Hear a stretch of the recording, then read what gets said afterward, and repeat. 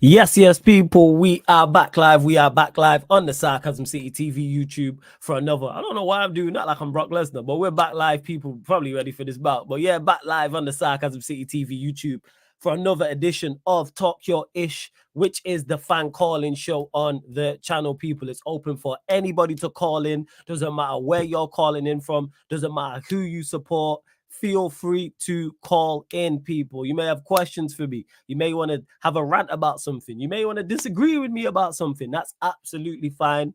But first and foremost, will Erik ten Hag get sacked? Or when will Erik ten Hag get sacked? That's why I named this title. That's why I titled this episode that, because it is a question of when, not if. But big up to everyone who's locked in. Big up to everyone who's supporting Sarcasm City TV. As always, run up the likes, people. Hit the like button on the video. Make sure you share this across all the socials at That's Me Flawless, at Sarcasm City TV, at Sarcasm City TV, at That's Me Flawless. Right there, people. Twitter and Instagram. So Twitter/X, please retweet and like. Share from the Instagram.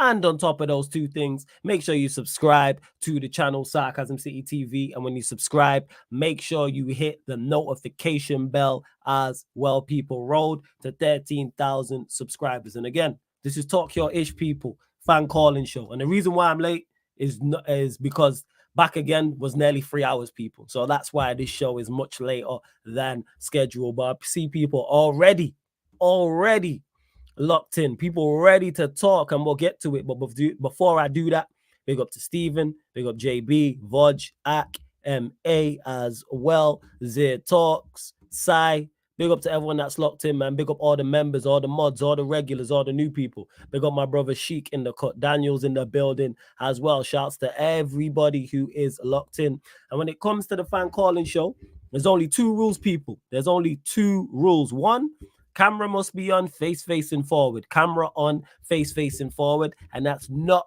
because we care what you look like. We couldn't care less, male or female. Safety protocols. That's all it is, people. Safety protocols. Secondly, even though it's pretty structured in regards to, if there's anything else you want to talk about, make sure, people. Make sure. Like, basically what I'm saying is, don't call in just to clog up the line. Don't do a Ryan and go, I'm just here to chill. It's not that.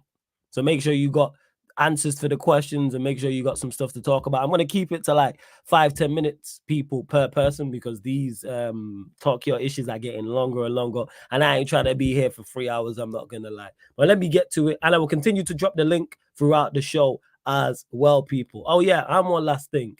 It is first come, first serve, people. It is first come, first serve, but if you're a member of the channel, you will take priority in the queue. So your queue jump right to the front of the queue if you're a member. Many other great perks as well. Link for the membership is in the pinned comment. So let's start, man. Going to our regular. We go on Yorkshire, people. You know what I'm saying? We go on Yorkshire. White Rose settings, man. King of Yorkshire in the building. My guy, what you saying, man? What you saying? Big up every time for Flawless. Big up the Back Again community. Big up everyone in the chat. You know what I'm saying? But yeah, that performance was again another crap performance, bro. Is same old. You know what I'm trying to say, bro. The B-Tech Luigi fan man like Bruno, B-Tech like wow Luigi that got sent off and that, bro. You know what I mean? You know what I mean? Like I said on Northside Shadow, yeah, yesterday and today, yeah, I want all of my apologies, and Flawless wants all of his apologies. Rants and Saeed, all of these men deserves apologies. Send my apologies to King, people. You lot can keep them. You know, see the apologies for me. Send King's his apologies, and then send my apologies to King as well, and then he'll let me know that he sent me apologies. You can let me know. Go on, Yep. Because we chatted about this manager and about Bruno the longest. All I hear is man saying, "Oh, it wasn't a red card. Oh, it was a red card." Bro, that's not the point.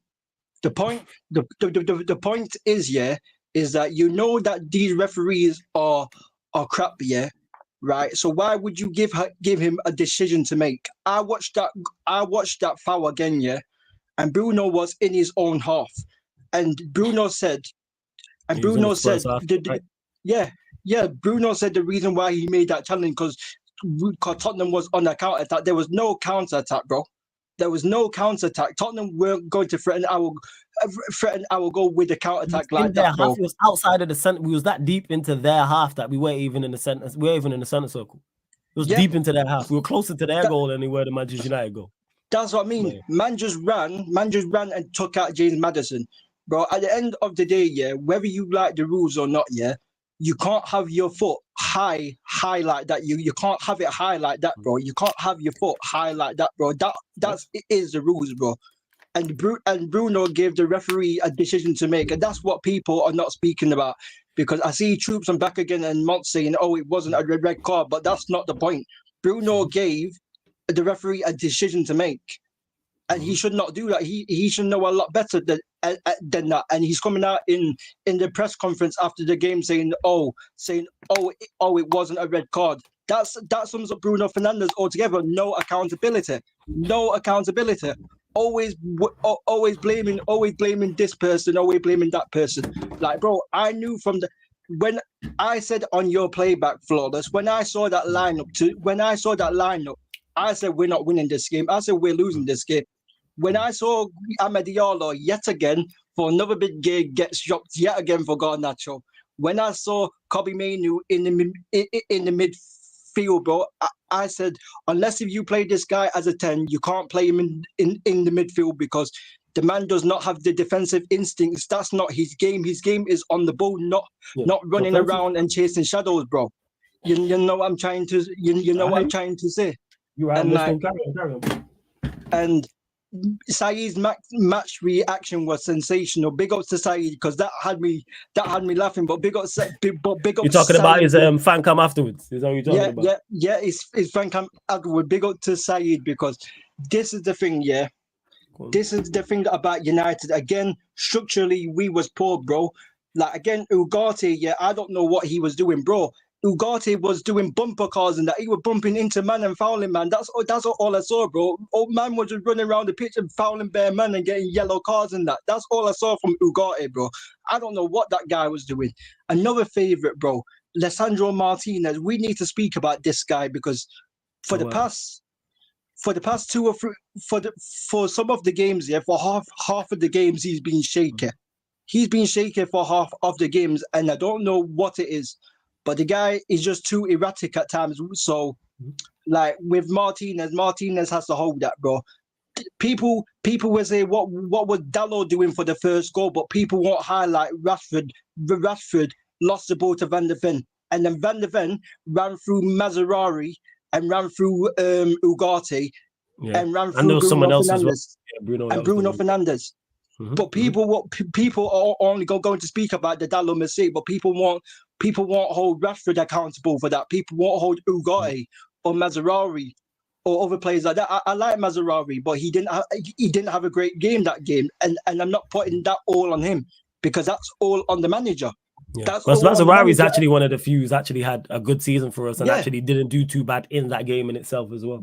Yeah, and like this is the thing,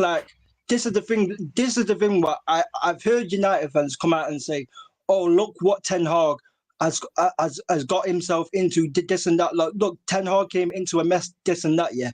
But bro, Ten Hag knew it was a mess. I've said it before on this channel. He did not have to come to Man United. He was not forced, yeah. He was not forced like Tariq was in Power Fam when Gold put a gun to his head. It wasn't forced, fam. You know what I'm saying? Like, bro, man acting like Ten Hag had a gun to his head and say he had to come to he had to come to Manchester United. He chose to come to Manchester United. He could have waited for another. If there was no other jobs on the table at the time when he was at Ajax, he could have waited longer to get a job. That's how it is, bro. He could have waited longer to get a job. Eventually, he would have got a job, bro. And this emotion about Onana, yeah, Onana might be not great, yeah, but saying that we should have not got rid of David De Gea, no, bro. We still should have got rid of David De Gea, but we didn't replace David De Gea. That was the problem. We brought Onana in instead of bringing in the actual good goalkeeper. So David De Gea wouldn't have changed things. The same players were letting the same managers down, this and that, yeah. But half of the fan base hype up these players. Half of the fan base hype up these players, and the manager wanted to keep them, and they always say, "Oh, Jadon Sancho's the problem. This player's the problem. Casemiro's the problem. Ronaldo's the problem." But people won't speak about Bruno's ego. People won't speak about Garnacho's ego. People won't speak about Rashford's ego. You see how you see how that gets underlooked. Like, bro, Garnacho was. I remember last season in the Champions League, bro. Man was having a go at all the Galatasaray fans and that. You know what I'm saying, bro? And like after when I we remember the scored game. that, Yeah, I bro. know what you're talking about. Was it Copenhagen? I think it was Copenhagen. Yeah. It was Copenhagen, wasn't it? Copenhagen, it was Copenhagen and Galatasaray were both. He did it for both games, bro. Okay. But like, bro, Sancho is the problem, yeah, bro. I've watched every Chelsea game this season. The guy's balled out, bro. With Cole Palmer, the guy's balled out, bro. Bro, the guy has balled out, bro.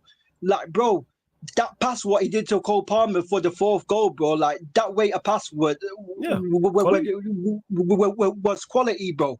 And the thing is, Maresca's found a system and he's given Sancho the freedom, and that's what Man United should have done. But no, we've given the freedom to Bruno Fernandes, of course. So big up my guy Jadon Bloodclot Sancho every time. Obviously, like I said. Let me get your thoughts on it before we close out.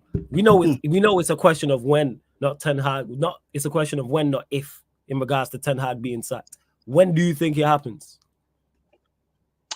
Obviously, the reports came out saying that he's remaining in the Porto and Aston Villa game. I think in December. I think in December he will go because December.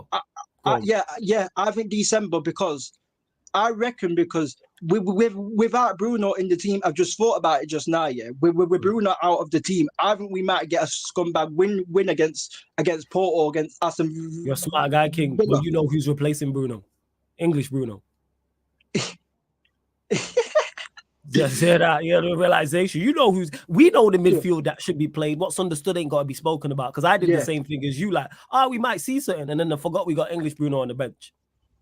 We getting Bruno without the G&A. Bro, I forgot that guy was even on the pitch against Sunday. I forgot that guy was even. Let's not forget, man. Our midfield is gonna be Mount, Agate, Mano. Bro, it's crazy, but like again, I don't like how people are scapegoating Xerxes. Yes, Xerxes needs to work on his finishing, but people are acting like Xerxes had a lot of chances, bro. Xerxes been creating a lot of chances for us, bro. He's been our creator, bro. He's been our creator, bro. He's one of our best players. So big up Joshua Bloodclot Xerxes every time. Big up. Well, you said December. Have you got an in particular game? Let me actually pull up our fixtures. Is there what other game? I think it's Chelsea. I think we got Chelsea in that period. We got Chelsea and someone else. One of our months is horrible. I think December is a horrible month. So December games before I let you go. Yeah. Everton at home, Arsenal away, Forest at home, Victoria P away, City away, Bournemouth at home, Wolves away, Newcastle at home. That's our games in December. Yeah, Arsenal. What was it? Arsenal and City away. Yeah, I think it's Arsenal. So City we got Arsenal away on the 3rd of December, then Forest at home on the 7th, Victoria P on the 12th, and then City away on the 14th. Yeah, I think after the City game, he should be gone, bro. To be honest, I think after the City game, he should be gone, bro. But like I said, this emotion as well, before I go, this emotion about there's because I saw like Northside reacting to like Saeed's fan cam and that, and one fan said, if we sack Ten Hag, who can we get, bro? There's managers out there, bro. There's managers out there. If we want to get managers for the next season, pay to get Inzaghi, fam. Pay to get Ange Postecoglou. Pay to get Ruben Amorim. Pay to get Gasperini, bro. One of these 4 managers. I'm telling you, we can get with under this new structure. Even though Ineos have got it wrong in terms of the managerial part, they've signed players for the football club, not for the managers. So that's one thing that Ineos have done great is signing players for the club, and that's how it should be. So those 4 managers are listed. If one of them come in to the football club, I think Man United will challenge in the next 2 seasons. I said that on Northside channel today, and this is the thing, bro. And this gaslighting about like Arsenal, Liverpool, and that have a better squad than us, and this and that, like clearly that, bro. Our squad might be not great, but Arsenal squad isn't great. Liverpool squad isn't great. Tottenham squad isn't great. Newcastle squad isn't great. Aston Villa squad isn't great. We're acting like all these teams have clear squads, bro. You know what I'm saying? These men are not. Arsenal got youngsters and that on the bench, bro. Like seeing with Tottenham, bro. Come on, bro. Apart from Man City and Chelsea, apart from Man City and Chelsea, they have two clear squads than us. But apart from Chelsea and Man City, I'm not looking at other teams and going, they have a clear, good squad than Manchester United. Like, this is the thing, bro. This is the thing. You get me? No, I get you. No, that's fair. I was letting you. So let me get your scoreline. So you're saying December for Ten Hag, and let me get your scoreline prediction for our next two games. Porto away. That's going to be tough. Porto away, right? I'm going. I like to say United 2-1, so I'm going to go in 2-1 United for that. Let's go, man. Love that. I know that's more I hope than expectation, and I respect it. Villa away on Sunday. Villa, I'm saying this out of hope again. 1-0 against Villa. Let's go, man. 2 wins out of 2, man. We bounce back. Let's go. I see you, King, man. Hopefully. This is out of hope, people. This is out of hope. This is not my proper. This is out of hope, people. Hopefully this is the last time we speak on this show that Ten Hag's in charge, because I don't think he makes it through these next two. I don't think he makes it through these next two fixtures, personally. I really, really don't. So I'm hoping this is the last fan calling show that I do where he's in charge. That's what I'm legit hoping for. It is. I was just saying, King, that I'm hoping this is the last time we talk on this show that Ten Hag's in charge, because I don't think he makes it through these two fixtures. I think he gets sacked in the international break, but we'll see. It depends if we lose in both, bro. I think it depends if we lose. If we don't win in those two games, I think he will get sacked. But if we win in one of those games, if we win one of those games, he's surviving. Unfortunately, for another 4 or 5 games. But obviously, big up Sarcasm City every time, bro. You know what I'm saying? Big up to Northside. Big up to everyone on the YouTube community. You know, like that. Big up every time, man. Every time, man. King, blessings, man. Blessings. Shout out to King. Don't worry, I'm going to do my best to get to all the callers as well. Big up to Zay, man. You just became a member of the channel. Much appreciated, my guy. Zay Talks. Just joined the membership. Links in the pinned comment as he put here, new member. Shout out to Zay. And that's where we going next, since he just joined the membership. Don't worry, other members I'll get to. All non-members I'll get to as well. So let me bring on Zay in the building. Yes, Zay. What we saying, man? Yeah, man. Saudi money just gets in the queue. It's past the queue, man. Saudi money, bro. That's all it took. You know what I mean? Now, but big up Sarcasm TV, big up Flawless, big up everybody. As King said, my guy, big up to the YouTube community. You know what I'm saying? Yeah, man. So, yeah, what do you want to talk about, man? Hey, Zay, actually, let me ask you, when do you think Ten Hag will be sacked? We'll get the opposition viewpoint. When will because it's a question of when, not if. So when do you see it happening? Damn. You know what? I don't blame King when he said you're going to scumbag wins, you know.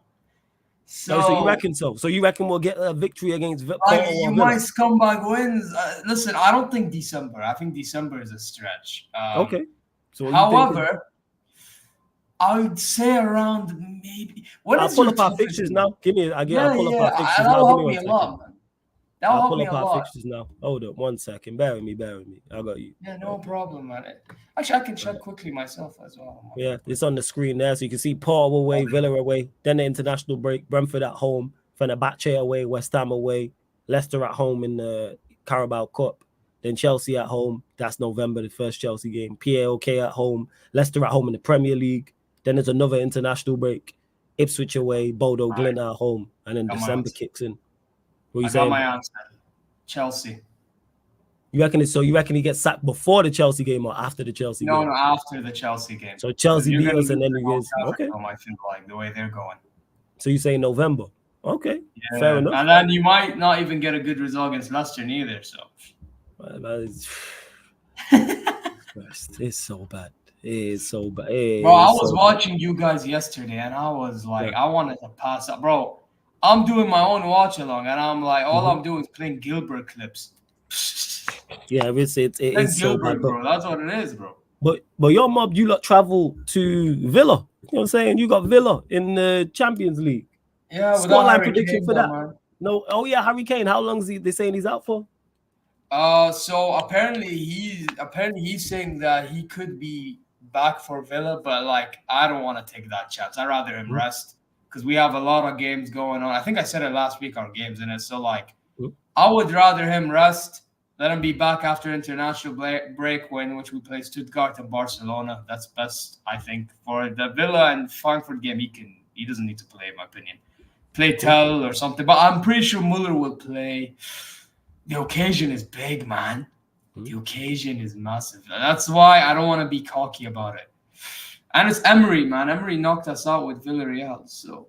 Oh, did he knock you out with Villarreal? So he's got previous against you lot. So you're not confident. You're not confident going into the game. Bear in mind, Villa drew 2-2 on the weekend away. Yeah, and I saw a bit of it before your game because it was on my TV right before the game. Yeah. Bro, I'm going to say, it could go either one or two ways. Actually, go three ways. Either Villa win, loss, or draw. Go on. I mean, it could. I actually don't know. It could be a win. It could be a stinky win. It could be a mad loss. It could be a stinky draw. Like, I actually don't. You know what? I'll play it safe and I'll say 2-2. You're saying 2 apiece. Okay. And then you play on the weekend Frankfurt away. Frankfurt away, yeah. Yeah, I think with that one we should win like 2-1. Like 2-1. Before I do let you go, Zero, as well, I wanted to get your thoughts on your game against Leverkusen. Happy with the result? Happy with the performance? 1-1 at home? Talk to us. I'm happy that we literally put Leverkusen on the ropes because, I mean, that just shows that Xabi Alonso respects us and respects the ball that company is trying to implement into the team. But, however, man, I have to say that second half, I was not satisfied too much because, bro, the amount of times that in the final third, our players were making bad decision after bad decision. It ain't convincing, man, especially because this is against low block, you know what I mean? So, and that's when, I'm sure you know yourself, that's when it's most telling and where you really are. So, listen, I hope company knows that they need to be working on better decision-making on low blocks. I also think company subs were made in the wrong time, like specific substitutions. Like I was suggesting, Steve was with me in the watch along actually on TBV. You guys should check it out. I recommended that Gnabry should have got subbed off. Muller should have came on. You put Musiala on the left, but he didn't do that. What he did was he brought Kingsley Coman, which Coman actually didn't have a bad second half. I'll give it to him. He actually was efficient in what he had to do. You know, he brought on Muller when Kane got injured. And then, I don't remember what other subs he made. He brought in Konrad Leimer. Leimer scares me on the ball. This guy, man. Bro, I was doing fine with Guerrero, and then he brings on Leimer. Anyway, and then, what else, man? I don't remember the other subs, but yeah, it's one of them ones. The substitution need to be better. Yeah, Sane, Coleman, Muller, and Leimer, they were the 4 subs. They're the 4 players. Sane as well, bro. By the way, Sane if he left Bayern, I wouldn't mind, man. Do you want Leroy Sané? No, we got enough bad attackers. Why do I want more? Why do I want more? Why are we adding to it? We have enough bad attackers and bad players. Man. I don't need any more, man. Bro, he's better than Anthony. He's better than Anthony. Hey, Zay, there's people it's man in your phone book right now you could call who you think are better than Anthony. Don't do that. There's people you could call. You got brethren you could call right now. You like, yeah, I think you're better than Anthony. What we talking about? Don't do that. That's it. Don't do that. Am I lying? You telling me I know you know ballers who are better than Anthony, 110%. Yeah, hey, listen, I'm not saying you're lying, but hey, listen, Leroy Sané is one of them, man. Leroy Sané is one of them. I see why you and Steve get on. You know, it makes sense. You know what I'm saying? You work with Steve, it makes sense. Because he's a troll as well. It makes sense. Oh man, shout out to Steve every single time. Yeah, big up this Steve. Guy. But listen, but on a real, you know the problem with Sané, man. I'll be really honest with you. It's not that he's not a baller or anything like that. The problem with him is the decision making, man. His decision making. Well, he was very good at City with that, though. That's the crazy part.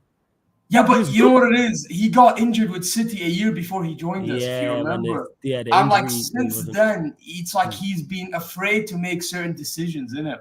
And while that's the case, he's also cocky off the pitch. Bro, I'm just being honest with you, man. Like, it's just so annoying. It is generally so like, you see Olise. Olise is what Leroy Sané should have been. Yeah, honest truth.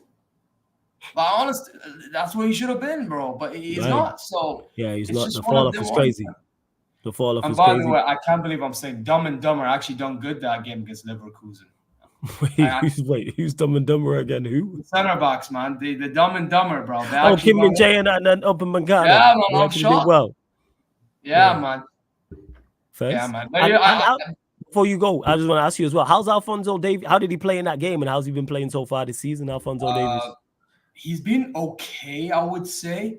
Just okay. However, I would still want him gone if he does not extend the deal, which it doesn't look like he'll want to extend the deal. So he can piss off to Madrid, to be honest. Yeah, see that. If you want to send us a left-footed player, send us him. There we go, man. You can send us a good There player. you are. Hey, listen. But you know what the problem is? The problem is he don't want you. He want Madrid. So he can piss off to Madrid. Yeah, maybe get benched to Mendy or something. I don't know. Look at see. Fair Zay. And again, where you calling him from again, Zay? I forgot. Saudi, man. That's why Saudi, that was it. Yeah. Saudi, that was it. I couldn't remember off the top of my head. Big up, Zay, man. Make sure you keep calling. Big up to you, man. Big up to everybody, man. Good luck to y'all, innit? Yeah, bless up, Zay, yeah? My guy. Shouts to Zay, man. Shouts to Zay. Absolute real one, man. Shouts to Zay. Go keep the show on the road, people. I'm getting to order. He is I see why him and Steve get on. You know, you talk to someone like, oh, I work with such and such. Like, I get it. It's crazy. But what does that say about me? Because I always work with Steve. You know what? I'm the exception to the rule. But we was in Yorkshire. Then we went Saudi. Now we spinning Thailand, people. Look at that, man. 3 countries, 3 different continents already. You know what I'm saying? Hey, Kevin in the building, my guy. What are you saying? I have a carbon copy of many of the calling shows I've done before, bro. Carbon copy, literally could just replay mine and your conversation and insert team name here. Bro. So let's get to the question, hey Kevin. When do you think Ten Hag will get sacked? Because it's a question of when, not if, like I keep saying. The question is if he'll get sacked. No. The question is when. This fan base still love him, man. So I don't know. The fan base. Do you think he lasts till the end of the season? No. Right then, so it's a question of when. Very, very surprised if he gets past Christmas. This is my point. So when do you think? So when do you see him getting sacked? When do I think he'll get sacked? Pull up the fixtures. I'll pull up the fixtures again for you if you want. Yeah, sure, bro. No worries. So you can see the fixtures on the screen. You see, the international break is next week, so I'm hoping if by next week, if they make a decision whether we win or lose, we should sack him regardless. But I know that if we win one of the games, they won't sack him because it's a win out of 2. This Porto game this week, tough game, man. Tough game away in Portugal, man. He kept bypassing that. So when do you think he will be sacked? By the international break, I think he'll which international break? This one or the one after? This one, yeah. Okay. Fast. Go on, say what you. Yeah, go on, Karen. Sorry, carry on. I just wonder, how is he still here after all that? Like, because we have incompetent people in charge. It really took a 3-0 loss at home to Tottenham Hotspurs, yeah? The Spuds, yeah? We lost 3-0 at home to Tottenham. You know, everyone. It's all right, bro. They don't win anything anyway. It's okay, man. I'm good. So I'll see what I like about these lot, bro. They can come to Old Trafford and do one over us. It's okay. But like I said, yeah, it took a 3-0 loss at home to Tottenham for our fans to wake up. Like I was on Twitter last night. I was scrolling through. Not one person was Ten Hag on my timeline. Not one person was Ten Hag. You know what they're like? They're quiet when we lose, but let us win. Let's say, for argument's sake, we beat Porto. They'll pop back up. I had people in my chat talking rubbish after we beat. Who was it? Southampton. I know. Southampton. And I said the same thing. I said if we beat Southampton, you watch these Ten Hag people, yeah, or these Ten Hag shows us what they'll say, yeah. They'll probably say, "Oh, Ten Hag is the man. We're gonna win the league with him. We're gonna do everything with him." Bro, it's too much now. Just get this guy out of here. Move on. Get a new manager in. I was always asked, who we gonna go get? Who gonna go and get? I want a Hansi Flick, bro. Hansi Flick is cooking at Barcelona right now. Hansi Flick has won 6 out of 7 games in his first 7 league games. And people are telling me Hansi Flick's not the guy. Really? Great. Hansi Flick right now with Bayern won the treble. Are people forgetting that? He won the treble with Bayern Munich. Bayern don't often win the Champions League. They don't. They win the Champions League once in every 10 years. Literally, once in every 10 years, they win the Champions League. They won't win the Champions League every year. Hansi Flick won them a Champions League. And I'm supposed to say Ten Hag is a better manager. No, he's not. Ten Hag, I liked him at the time. Cool. I wanted him to come in at the time. I was like, you know what? Bring him in. Because he looked like a promising manager at the time. I was like, okay, we bring Ten Hag in, give him time. But he can't even do shit with his own players. We spent 600 million, bro. 600 million, and we still can't get result. I'm supposed to trust Hoyland, Garnacho, Rashford up top. I saw Bruno and Mount enter the field, bro, and I'm like, yeah, it's a long day. Bruno and Long Mount. day. Yeah. Go on, I mean, as you were. Bruno Fernandes, man, 10 men. We look better without the guy. A lot better without Bruno Fernandes. Casemiro comes on, we look better. He won Amad Diallo, yeah, and we lose 3-0 at home to Liverpool and Spurs. Both Amad Diallo games, both games that he benched Amad Diallo, we lost 3-0. At home, we've scored 1 goal in the league at home this year, and we've lost how many games now? 3 games. Sorry, excuse me, 3 games. 3 games, 1 draw, 2 wins. Last season, we started up the season 3 losses, 2 draws. 2 wins. And this season's supposed to be better. We don't even have a striker. We don't even have a competent striker. People are like, what's a competent striker going to come and do with Bruno Fernandes? We created the most chances in the league, no? We create the most chances in the league. So why can't we bring in a new striker? Bro, Eriksen been our best player the last 3 games. Benched. You know what his Eriksen's been our best player in the last few games. I say this like with confidence. The guy is our best player on current form. The way he's playing right now.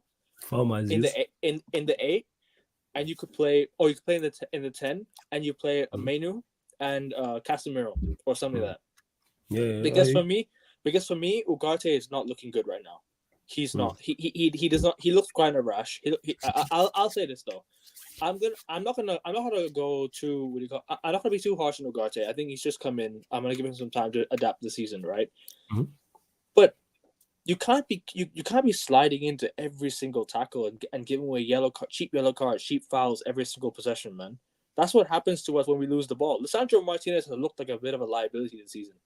People I think harsh, but maybe it's me. I'm seeing because everyone keeps saying it, but I don't really see it. But that's just me. But carry on as you were. I'm not saying you're wrong. I'm just saying I don't see it as much because you mentioned it. It's just King mentioned it. Others are mentioning it. Like I mean, had to go watch. I'm not even saying you're wrong. I'm just saying I've not seen it as much. But carry on, because I'm in the minority. No, it's just the way we're playing as a team. It looked like the cohesiveness is not there. There's no chemistry. Rashford, Bruno up. It's always playing through them too. Mm-hmm. Rashford last time, yeah. Rashford last week, bro. He looked a lot better last week. This week he looks like the same old player he was last season. What happened to his form? Oh, the Rashford. Remontada's on his way, man. Hey, have faith, bro. Hey, Kevin. But let me get your prediction for the 2 next games. Porto away. Scoreline prediction. I don't like predicting losses. I don't like going against my team. This is Sarcasm City TV. You don't have to predict a loss, fam. 100%. You 3-1 Porto. Oh, jeez, damn. All right, Villa away. I've checked out. 3-1 Aston Villa as well. Bro, man's checked out. Yo, you man have broke. My birthday is the next day after the Villa game. Hey, you know what? Hey, Kevin, I don't know if you drink or whatever you like to do. All right, you don't drink. Whatever you like to do to enjoy yourself, recreational, do that the day before. Do that the day. We play Liverpool away the day after my birthday. I'm drinking from my birthday all the way. I don't even drink like that. I'm literally going to be I'm going to be drunk 2 days straight. I'm going to drink all day on the 3rd, and then the 4th, I'm just going to carry on drinking. I'm just going to have the bottles lined up. Start from January 1st.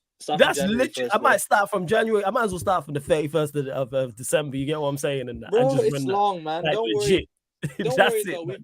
We've got Bruno and Mount up top, man. It's peak, fam. It's peak. Actually, that being said, though, being said, 2 things. 1, I just seen you got the Boston Celtics jersey. NBA's back, so we can watch that. And 2, I actually think he'll be gone by then, so I won't be dreading it. You know what I'm saying? I think he'll be gone. But we move. But hey, Kevin, gonna let you go, my guy. Big up every single time. One last thing before I go. Yeah, I'm going live in 4 minutes on my channel. People subscribe. Tune in. I'm literally 2 away from 50. Like people go get me there. Subscribe to you lot. Like, I need to get to 500. I need to get 500 monetized ASAP, man. I need to join the YouTube community, man. Like, come on, let's go. I'll drop the link in the description. It's on my Twitter as well, AN Sports, and obviously I'll share it on Twitter as well. Put it in the comment section as well. Yeah, I will 100%. Drop it in the comment section. AN Sports people, go subscribe. Get A Kevin to 500 subscribers, man. Big up A Kevin every single time. Yeah. Ten Hag out, Blessings. Blazers out, Ineos out now. Blessings. We gonna keep this show on the road as well. I'm seeing people here I don't want to talk to. See a whole bunch of people. Yeah. I just don't even want to chat to, man. On my life, I'm looking at this. There's probably just Taz is the only one that I'm looking at. That I'm like, Michael's my guy as well. But the rest of these absolute. Everyone just here, when people the meme and it's like I pulled up to my biggest ops funeral. Like that's what I feel like, yo. I'm in the coffin, and man just posing in that. Like it's out here. All right, cool. We're going to another member as well. Welcome to the show. We're going back to Yorkshire. What up, Bradford? We at Leeds. City fan in the building. Man, like Ak. Chat to me, Ak. What are you saying? Big up, Flawless. How you doing, man? How you doing? As well as can be, man. How are you doing? As well as can be. Actually, that being said, you lot, are you concerned or is it light because you lot have drew your last 2 games, which at Manchester City is very, very rare? Are you concerned or are you like, all right, we're just going to turn it around? We are struggling a bit without Rodri now that he's out for the season. So now, we're looking at the options that we need. we're looking at the available options that we actually have on the bench. So January is when we go big in the transfer window and get the players that we need. Yeah. So draws. So far I'm not that worried because we won against Chelsea, we won against Ipswich, and we won against West Ham. So 3 wins in 5 now and just 2 draws. So I believe we can turn this around. Okay, first. Because I thought I'd ask because it is weird saying that because obviously you drew 2-2 against Arsenal and then you drew 1-1 against Newcastle. You mentioned the Rodri injury as well, but I think most are expecting you lot to bounce back, and you seem pretty chilled about it. Do you think if you don't go and get someone in the window in January to not replace Rodri but to be a deputy for Rodri, would that concern you, or do you trust the midfielders you have? I would say, at the moment, as the situation is right now, I do feel that we need replacements. We need fresh legs. We need fresh legs on the bench. First. And why do you think that Foden's not playing? Or is it just Pep being Pep? Pep, what can I say about Pep? Pep Guardiola is just being him. Pep Guardiola actually believes that it's sort of like a tactical move to bring on Foden.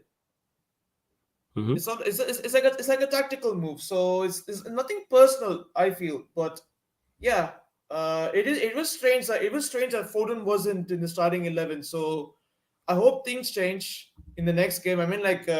We got a Champions League fixture against Bratislava. Okay. Oh yeah. I was going to get to that. Before I get to that, just quickly to Manchester United. When do you think Ten Hag will get sacked? I know you want him here forever, but that ain't gonna happen. When do you see him being sacked? Depends. I'm going to say this. Depends on your fan base. Your fan base is the most weirdest. So you think it's a fan base thing? Okay, first. Yeah, it's a fan base thing because Flawless. Yeah, Flawless. I'm gonna explain you. I'm gonna give you a bit of an explanation about why they want this guy in. Because talk about it. I don't know why. Yeah, because they're sexually attracted to this guy so much. That's crazy. they are sexually attracted. Yeah, and if people, and if real guys like you, King, Kevin, all the real ones who are Ten Hag out. These guys will be like, oh, you're against the club, you're against the ideology, you're against Ineos. Strange, man. And these guys, these guys wanna come to us, City fans, and show chest. They literally want to show chest after losing 3-0 to Tottenham. You manned them. You lost 3-0 to Tottenham. Have some shame. You're right. 100%. It's crazy. So you just think it's dependent on the fan base. But outside of that, surely there becomes a point. Let's say the fan base is still on side with him, or some of the fan base. If these results continue, surely they don't keep him. Or do you think they do? United can't keep performing and getting results like this. I mean, obviously, if Flawless, if I were a real United fan, just like you, and if I were to see my team lose, draw, and lose miserably like this, then generally I would be like, get this manager out. Trust me, I would. But then it's this fan base that is just astonishing me in many weird ways. No, that's fair enough. Let me get your predictions for your next two games. So you play Slovan Bratislava away in the Champions League tomorrow. Yeah. Scoreline prediction for that. I'm not that concerned unless it was another big team. So I would say a comfortable win, like 3-1. 3-1. Okay, Fairs. And you're at home to Fulham. Yeah, we're at home to Fulham. Fulham, scoreline prediction for that. Fulham. Yeah, Fulham have been looking decent, but they can still put up a fight. So, and we thrashed them final last season. So I think they want to get back at us for that thrashing that we did. So I'm gonna say 4-1. 4-1. It's gonna be 4-1. It's gonna be 4-1. We're gonna bounce back. We're gonna bounce back. What was the Bratislava score? What did you say for the Bratislava 3-1. 3-1. Okay. First. All right, man. Big up every single time, man. Always good chopping over you. Yeah. Every Blessings, single time. Man. Keep supporting, man. Blessings. Shout out to I've never seen so many smiling faces behind the camera. Everyone cheesing, everyone teeth and gums. Fucking absolute. This is where being the way I am backfires in this. And speaking of crooks, you got this waste man. We back in London. We back in England. London settings. Well, not back in England. Sorry. We're going to the capital. Man, like Vodge is in the building. Yes, Vodge. What are you saying? Big up. Mate, I can't complain. This guy, yo. I can't complain. Chelsea fan, for those that don't know, that's what Vodge is. Yeah. Hey, put the camera to me, so I will speak this time. Chelsea have the best attack in the league, and we have a better squad than Man City. Hold that. There you go, you can clip that. Oh, jeez. You can Did clip you hear that. that, people? He said Yes. Chelsea have the best attack in the league and the best squad than Man City. Yeah. So are you winning the league? Is this what you're telling me? Nope. All right. So how you not winning the league if you have a best squad? No. We don't need to focus about winning the league now. We can focus on next season. Hey, nephew, you seen that? You know what I'm saying? Just to clarify. And you asked me as well. I don't know about the Maino injury. I'm not sure. And yes, then we will be here. Yeah, you sure about it? He doubled down, better squad than Manchester. So do you still have Chelsea? Where do you have Chelsea now? You had them fourth, winning 2 trophies. Has that changed? Has that changed? You know what? I'm gonna see, because after international break we have hard games. Well, if we win all of them, yeah, we're in the title race for sure. Okay, all right, cool. On that note, thoughts on Chelsea 4, Brighton 2, more so Cole Palmer. He's just the best player in the league right now. Clear? Huh? Is he clearly the best player in the league, do you think? No one's right close. now, yes, on form. There's no one close on form. Okay. Well, him and Haaland, obviously. I'm just asking. So he's close to Haaland. Okay, first. Talk about his free kick, sensational. People now are comparing that he's better than Hazard. Yeah, that's crazy. Like considering what Hazard did. That is crazy. But switching away from Chelsea, we'll go to Manchester United quickly. When do you think Ten Hag will be sacked? He'll be gone by October. So what, you reckon he's gone in international? When in October? I'm having a look. After your Villa game, after the Villa game. You like me, you don't think he makes it past the Villa game. You think he's gone in that break? This guy's looking like he wants to you're gonna be fine for regulation soon in a minute with him. Ah, damn. I say relegation. All right, fairs, man. Okay, Vutch. And let me go to the Chelsea fixtures. Give me we have one on Thursday this second. week. And you got Conference League. Sunday. So your scoreline prediction, your game versus Ghent. Play Ghent on Thursday. Oh, that's 3-0. 3-0. And then you got Nottingham Forest at home on the Sunday. See, they've been on quite a good film. They're actually beating Liverpool 1-0. That's because Liverpool didn't take their chance. So I'm going to say... What are you saying? 4-1 Chelsea. 4-1 Chelsea. All right, Vudge. I'm liking the confidence, man. Better squad than Manchester City. Better squad than Manchester City. Best attack in the league, but you're not winning the league. All right, first. We'll just finish the dinner for Liverpool. They couldn't beat Nottingham Forest, so we'll do a better job than them. Hey, Liverpool, hold that, man, hold that. All right, Voj, blessings, yeah. I'll let you go and get through the rest of these callers. Big up every single time, man. Shout out to Voj. Hey, everyone's entitled to their opinions, people. That's what this is about. I'm not even here to push back. I'm just here to give a platform for people to give. I don't like the way everyone's smiling, you know. This is your everyone bare happy. I know everyone ain't happy to talk to me. You know what? They probably are in this instance. Yo, Sai, you there? Let me see if Sai's there. If not, I'll go to another member. I'm saying, speaking of Liverpool, we now going to another country, another continent.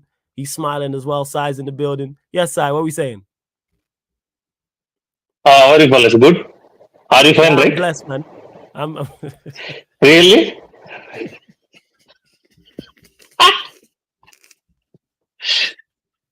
I watched the Troop show, man. Excellent show, man. Really excellent, man. Thank you. Really excellent show.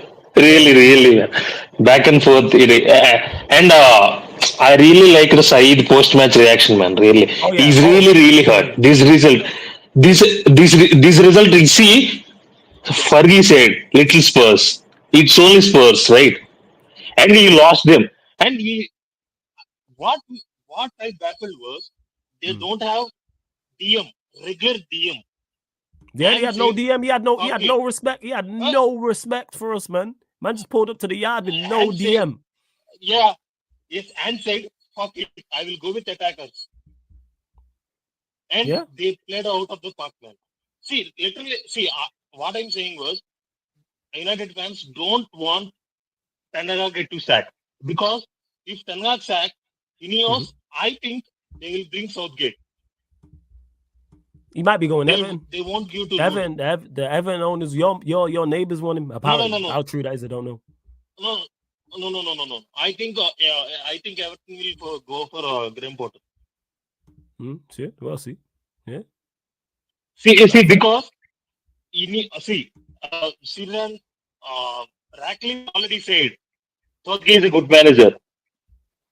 So many times he speak about him, and you are linked with him so many times. I think if Ten Hag sacked, Root will be Inter. You reckon? Yeah, I reckon Root gets the interim too. Okay, we'll see. Let me ask you, Sai. I can see Root being interim. When do you think Ten Hag gets sacked? Oh, see, I will answer the question. Before that, I want to ask you one question. Of course. Do you think Ineos has a balls to sack him? Yeah, I don't think it's a balls thing. I think if they don't sack him, that's just them being ignorant, and that's their arrogance because they've picked him. So now they don't want to admit they're wrong. So I don't think it wouldn't be a brave decision to sack Ten Hag. It's just if they have the self-awareness to sack him because they picked him. What I'm thinking was they have a chance in summer. They didn't take it. They inquired Thomas Tuchel. What I'm thinking was their thinking is there is no other manager. We will keep him now. We will see if the situation gets much worse. Then Root will take over. In summer, we will make the decision. I think he will go in next international break. So this one coming up. Wait. So after the Villa game, you saying? No. Next international break. No, the next international break is after Villa. November, right? You're saying the one after, the one in November, which is yeah. So the one after is after the international break in November is after Leicester City. Leicester City, right? Yeah. See, because you have difficult fixtures. You have difficult fixtures in October October ending and November. You have difficult fixtures. You have City. You have Arsenal. You have City. You have Chelsea. Arsenal, right? Yes. Yeah, we have Chelsea in November. We got Chelsea before. Yeah. But we got Arsenal. We got City. Yes. You have West Ham also. West Ham also is there, right? West Ham away. Yeah, we do have West Ham. Yep. See, you asked me predictions. That's why I said United 9. I predicted that this will be very, very bad season. And one more thing, where did you have? Go on. Sorry. Carry on. I watched. Sorry to cut you. I watched a Sai show. I watched a Troop show. Why are the people? See, yes, it's manager's fault. I accept that. Why are you people not concentrating on your defense? All are saying that the defense was good. The defense was good, but yesterday, Dilik, Mazraoui, Martinez, Dillard, all four are these falls for all goals. Atrocious Because defending. that's what happens at Manchester United. You get dragged down to that level. It happens to everyone. Yeah. Yeah. See, Mazraoui, good player, man. Really standard. He's an excellent player. Mazraoui, I rate Mazraoui. Delete is not a good player. Really, Delete is. See, I don't know what happened to Martinez, man. Really. I don't know what he's butchered his leg or what happened to him. He started very, very, very bad. He's not having a good season. He's very, very bad. See, United has to concentrate on the players, man. Really. Yesterday's players' defending performance was absolutely atrocious. How can a defender run 40 yards, 30 yards to 40 yards from their goal to your goal? It's really atrocious. And Troops, and Rand said, Ugarte is not a good player. And I think Ugarte is a good player, but he won't suit you. Really won't suit you. And one good thing came from that match was you don't have Bruno for 3 games. It's really a good thing. It's really, really a good thing. I think you can start now. Casemiro, Ugarte, and Xerxes, Hoyland up front, Ahmad Diallo right, left it Rashford. You can ball out. Really, you can ball out. I can see that. I can see that. That's fair. And let me get your predictions, Si, for your 2 games. Let me get your predictions for the 2 Liverpool games. You play Bologna at home. Scoreline prediction. Yeah. So Bologna at home. 3-1. Liverpool 3-1. And Palace away. Crystal Palace, it will be very, very difficult game. Glasgow or sit back. I think it will be 2-1 Liverpool. Okay, let's go. You confident? Yeah, go on. Confident. Yesterday I watched this IU show and I want to talk about one last point. See, there is. See, if the Rude doesn't want to take up his Stenera gets sacked. Do you have any name? See, yes, it's not your priority to check the other managers, but do you have any name? For wait? So you saying for the interim or you saying for like full time? Full time. Oh, full time. Go get Amorim. Go get Ruben Amorim. Yeah, go get Ruben Amorim. Do you like Nagelsmann? Do you know Nagelsmann? I'm not a huge fan of Nagelsmann, no, but if we were to get him, I'd go, all right, cool. It's something that I can, I'm trying to think of it. Pre-pause, get behind. Hey, yo, that's wild. You know what I'm saying? Hey, yo. No. Yeah. Hey, yo. No. You have to stop it. Stop it. Hey, yo. That is a wild one. Pause for. See, but you are saying Ruben Amorim, right? But he will play back 3, right? Yeah, so we got players. We got players for back 3. We ain't got no wingers. We got players for back 3. We ain't got what wingers we got. Okay. And Diallo can play central. We suit. You know what? We actually suit playing a back 3. Yes. All our centre backs are better in a back 3. Wing backs we need anyway. Yes. But Dalot can play as a wing back. Mazraoui can play as a wing back. Malassi can play as a wing back. Then you could play 2 strike. You could play Xerxes. But you can play Xerxes and a striker. Diallo can play central. Rashford can play central. Yeah, midfield. No. Rashford central is a waste option. Worst option. No. Rashford in the 2. Rashford in the 2 though. Even though I don't rate Rashford in a 2. Not in a 1. In a 2. Of course. You can just go out there. Just let him go out there and run around, man. That's what he needs to do. Just go out there and run around, man. See ball, kick ball, chase ball. That's all we need you to do. Is Kobe injury serious? I don't know. I've not heard anything. If it is serious, man. See, I think I am saying this a lot, and Saeed also saying this a lot. He is a 10 man. He's not. He doesn't have legs. He can't run. Yesterday you seen Spurs dragged him. Literally dragged him, man. Everywhere he literally dragged him. It's crazy. But and hey, gonna let you go. Sai? And gonna have what to are let the you go, my expectations guy. of Liverpool? Say that again? Did you What are your say? expectations for Liverpool this season after seeing? What The are your same expectations expectations of you Liverpool this season? I think you pretty much do the same as last season. You gotta win a trophy. I think with a favorable run, you can win either of the domestic cups. You'll probably go far in the Champions League. I think at best you'll finish second in the league, but I still got you third. You'll do what Liverpool Insane. have done. Yeah, man. Like And one more thing. In yours, keep Ten Hag. Yeah, Ten Hag in. Yeah, this dickhead. Yeah. This fucking guy. Big up, man. This guy, yo.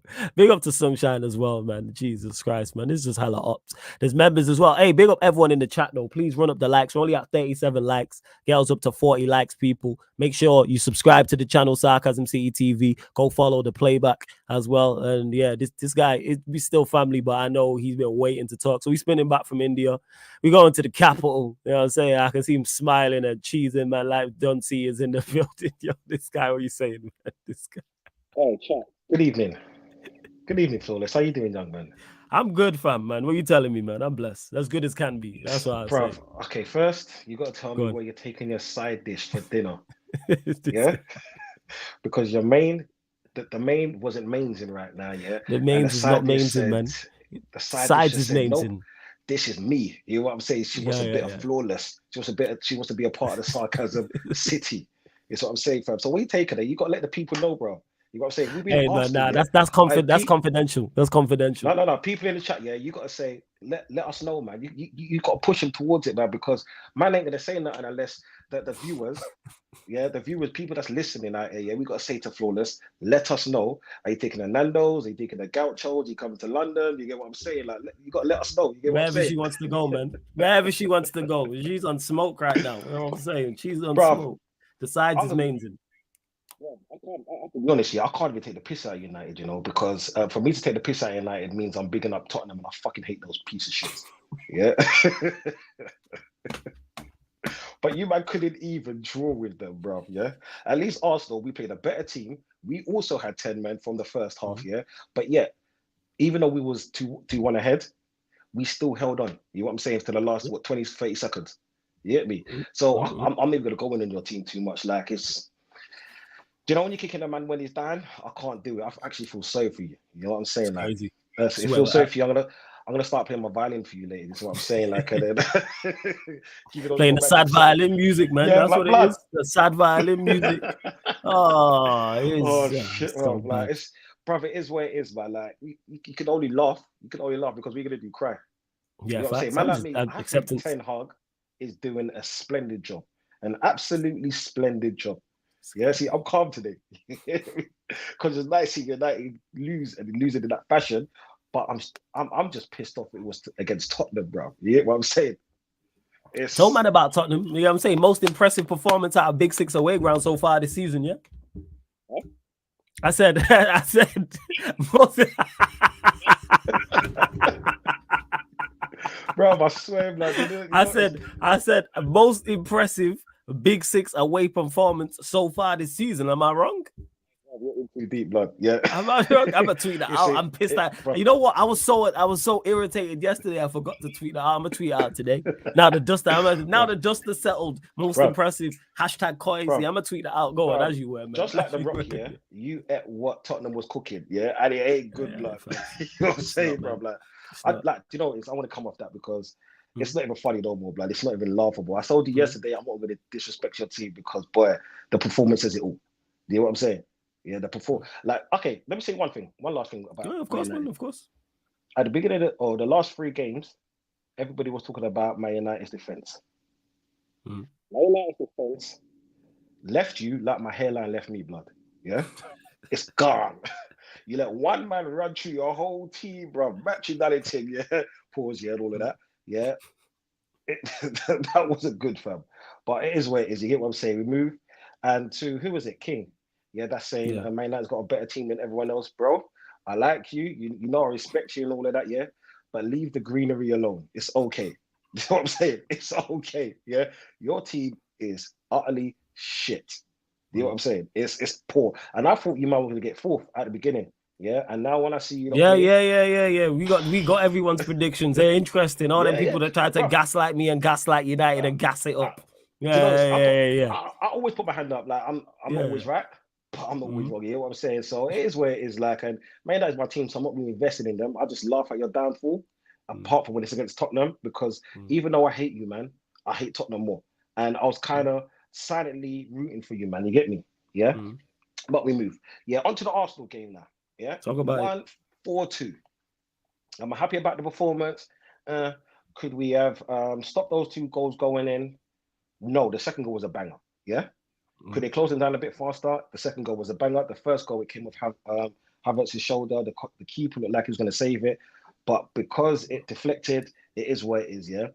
What I'm more pissed about, yeah, is that pussy on Martinelli, yeah? He had a chance to put us up 3-0 in the first half, and then that would have been game done. It would have been a quicker score after that. But because he didn't do you know what, yeah? It's not even scoring a lot with when it comes to him.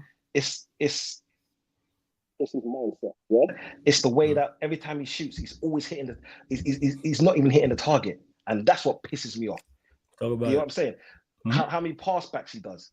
You know what I'm saying? He's supposed to be an offensive player. He's supposed to be a player that's supposed to be that maverick. Do you know that player that you don't know what's gonna go on? Is he gonna go left? Is he gonna go right? He can't even fucking beat a player. Cool, he scored a goal. Cool, he got an assist, yeah. And even against City, you got assist. But I'm not rating that because you're only good as your last game, and I still think your last game was shit. You got to offer more. Do you know what I'm saying? For me, that one season when he got 15 goals in, I think it was 36 games. Yeah, you could have said that was just a purple patch. Yeah, like Rashford knows all about that. You know what I'm saying? One good season in like 10. Right. Last season he got 6 goals in 35 games. Yeah. This season has he had a good? Yeah. People don't talk about that. Bad numbers, people don't talk about that. He went 17 games without a GA. And I'm supposed to be happy because he got 1 goal and 2 assists. Stuff that he should be doing as standard. He's faster than most of the man in the league, but yet he can't even run past man. You get me? Yeah. He's supposed to be the counter-attack merchant. As soon as he gets the ball, kick it forward, go old school, run, kick the ball one way, run the other way. Yeah, cut in, do your thing, finish. Yeah. But even in a 1-on-1, I would prefer Havertz in a 1-on-1 than him, and Havertz is shit. I don't rate him like that. Well, he's not shit, but I just don't rate him like that. You know what I'm saying? He's there to do a job, but I prefer to have Havertz than Martinelli in the team. But what Martinelli offers us a little bit more of his speed that he just doesn't use. This is what I'm saying. If he scores a goal where we come around and come to the OT and dump on your lot's bitch ass, yeah. Right? Yeah. We'll have a new manager by then, so I'm saying we're gonna grow up. No. 10 Hag get in, bro. 10 Hag get in. What 10 Hag get in? What 10 Hag get in? Hey. Fucking guy, if he's consistent, then obviously my opinion will change. This is what I'm saying, because I'm not going to overlook the 17 bad games before. We're not talking about 3 or 4, maybe 5, pushing it to 6. We're talking about 17 bad games. All right? 17 bad games, and I'm supposed to be happy because he had 2 average performances. Because I wouldn't say he was a standout light, and even in both of those performances, did he get man of the match? This is what I'm saying. You fun. For me, like the goalkeeper's got more man of the matches than he has. This is what I'm saying. Yeah. So it's like when I talk about him, I want him to do well. Yeah. And even though we win, I'm gonna pick out the criticisms for anyone. It's like Calafiori. Yeah. I don't rate him as highly as most of these, man. I understand he just come from Italy. Yeah. I know he's gonna need time to adjust in the Premier League. But do you know what? I ain't got that time because we haven't won in like almost 20 years, bro. Yeah. We ain't won a league in almost 20 years. So why the fuck do I want man to adjust for? I want here and now. And if you can't do here and now, yeah, you ain't good enough. That's what I'm saying. That goes down to Edu for his signings, and we've spoken about that so much. I'm not even gonna go over that because I'm tired of that shit. This is what I'm saying, yeah. It's just like when man say, "Oh yeah, have you won in Europe?" No, go suck out yourself about me winning Europe. You won the cup with this cup in it. It is where it is, shamelessly. You did win the cup. Yeah, you did win the cup with his cup. Facts. Yeah, Troops mentioned this to me. I'm back again. I was like, we got one too. Spurs got one too. Yeah, Spurs got one too. Yeah, but have they done it lately? It's like, well, they haven't done for me lately. But I'm on this thing, blood. Like it's, see what happened yesterday from your side. Yeah, you know what I called it? It was the battle of the dishes. That's what I'm saying. The side you made. That's crazy. Let me get your prediction for your games, you junk man. This guy's you having a ball over there. No, I'm having fun, blood. You get me? This guy having a ball, you know. And the show was a bit late, so I could get home and then relax and change and just be at ease when I'm talking to you, blood. You know how nice it is, bro. You know what I'm saying? You know how nice it is to see the mighty Red Devils full blood, yeah? We ain't gonna call you the Red Devils, we're gonna call you the Baby Devils now, you get what I'm saying? Because all I hear is wow, you know what I'm saying? Like it is what it is. You hooping Jersey with the yeah. You know what I'm saying? Yeah, bro, it's all good. It's all good, yeah? To your boy Breed, yeah, you need to slow down, boy. You know what I'm saying? With this Chelsea talk. I know you're getting hyped because you got shout out Vudge, man. Outside, yeah, man, no. I respect Vudge because you know he talks with his shoulders, yeah.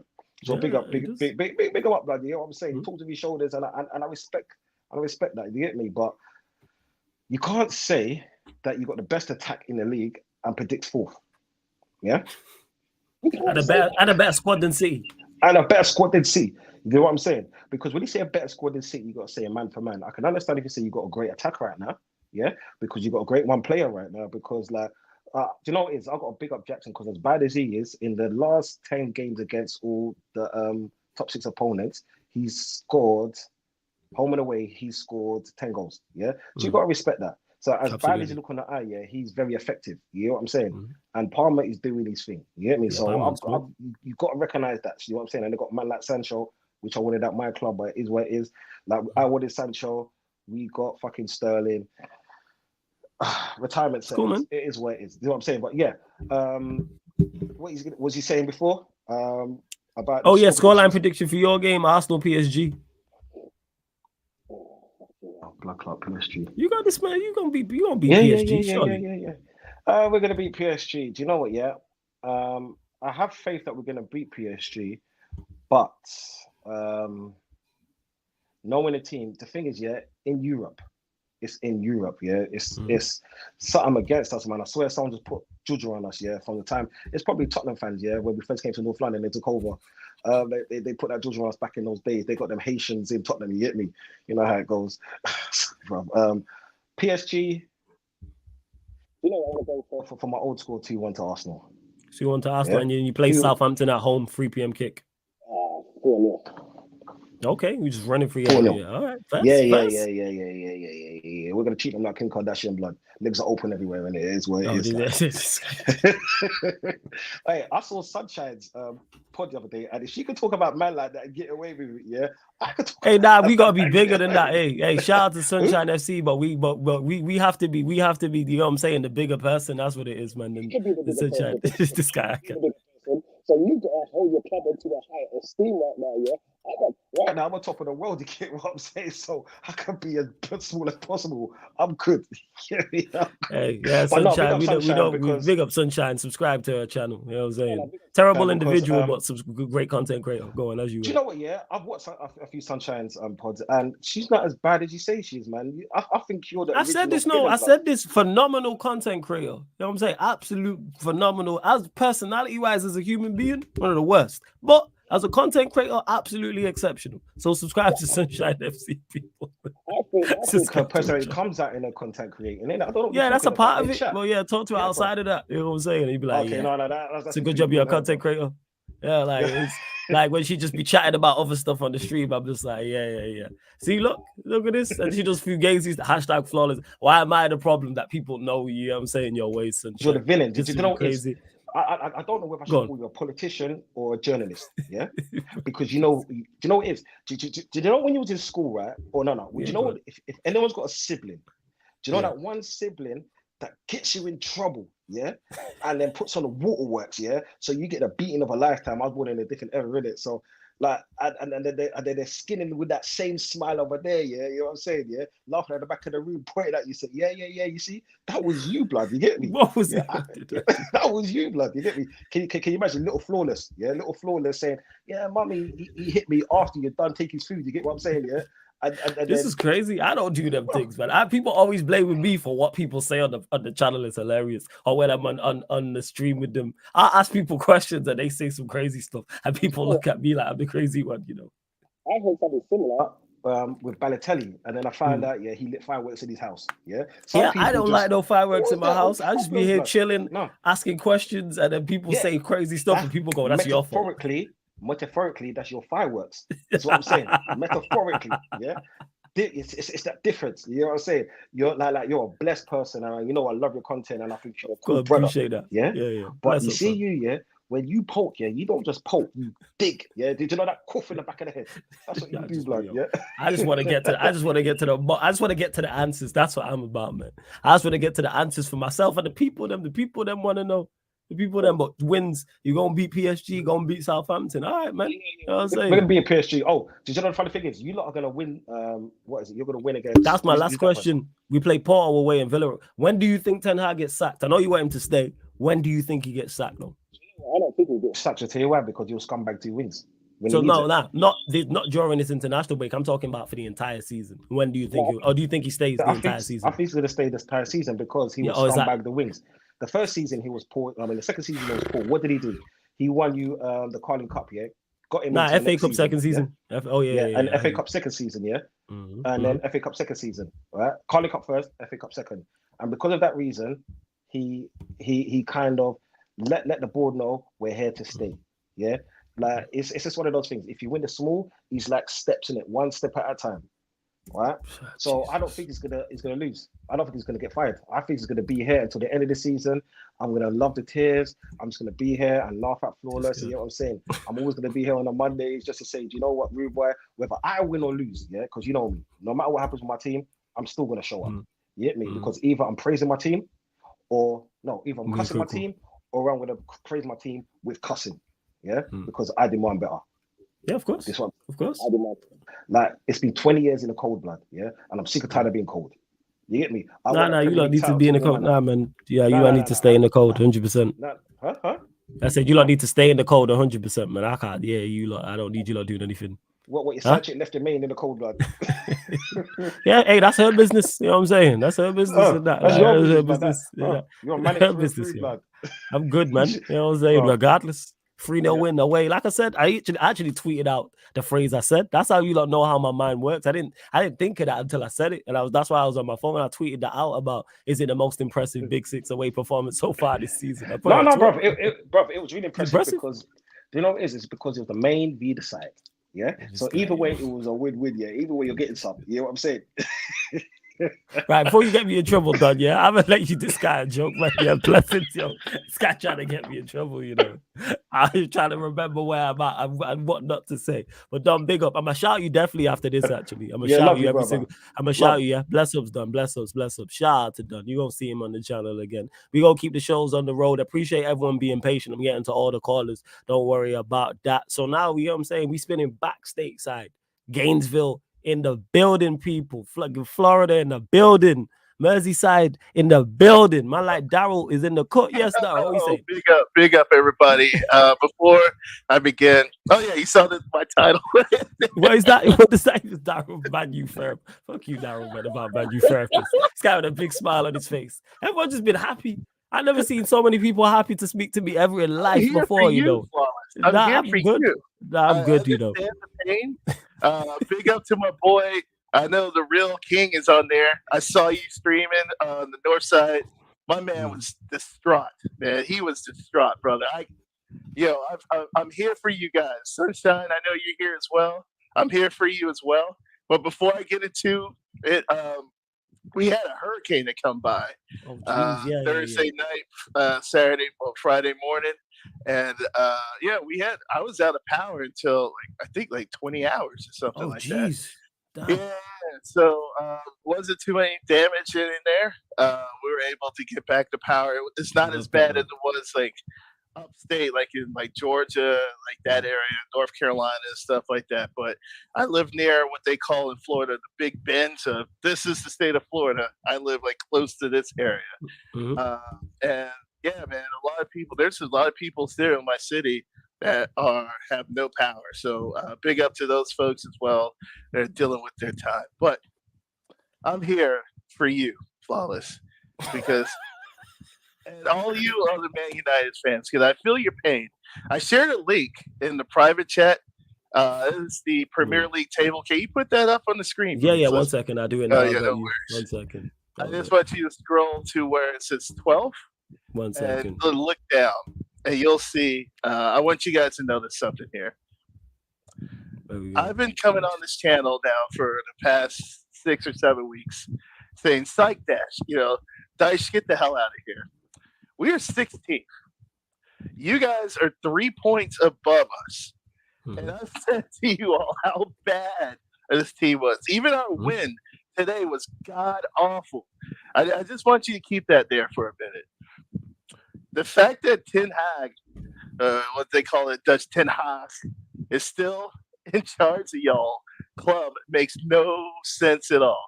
It makes no sense at all. We're 3 points behind you guys, by the way. And we've been shit. We've lost 2 games after being up 2-0 with a dumb, horrible coach.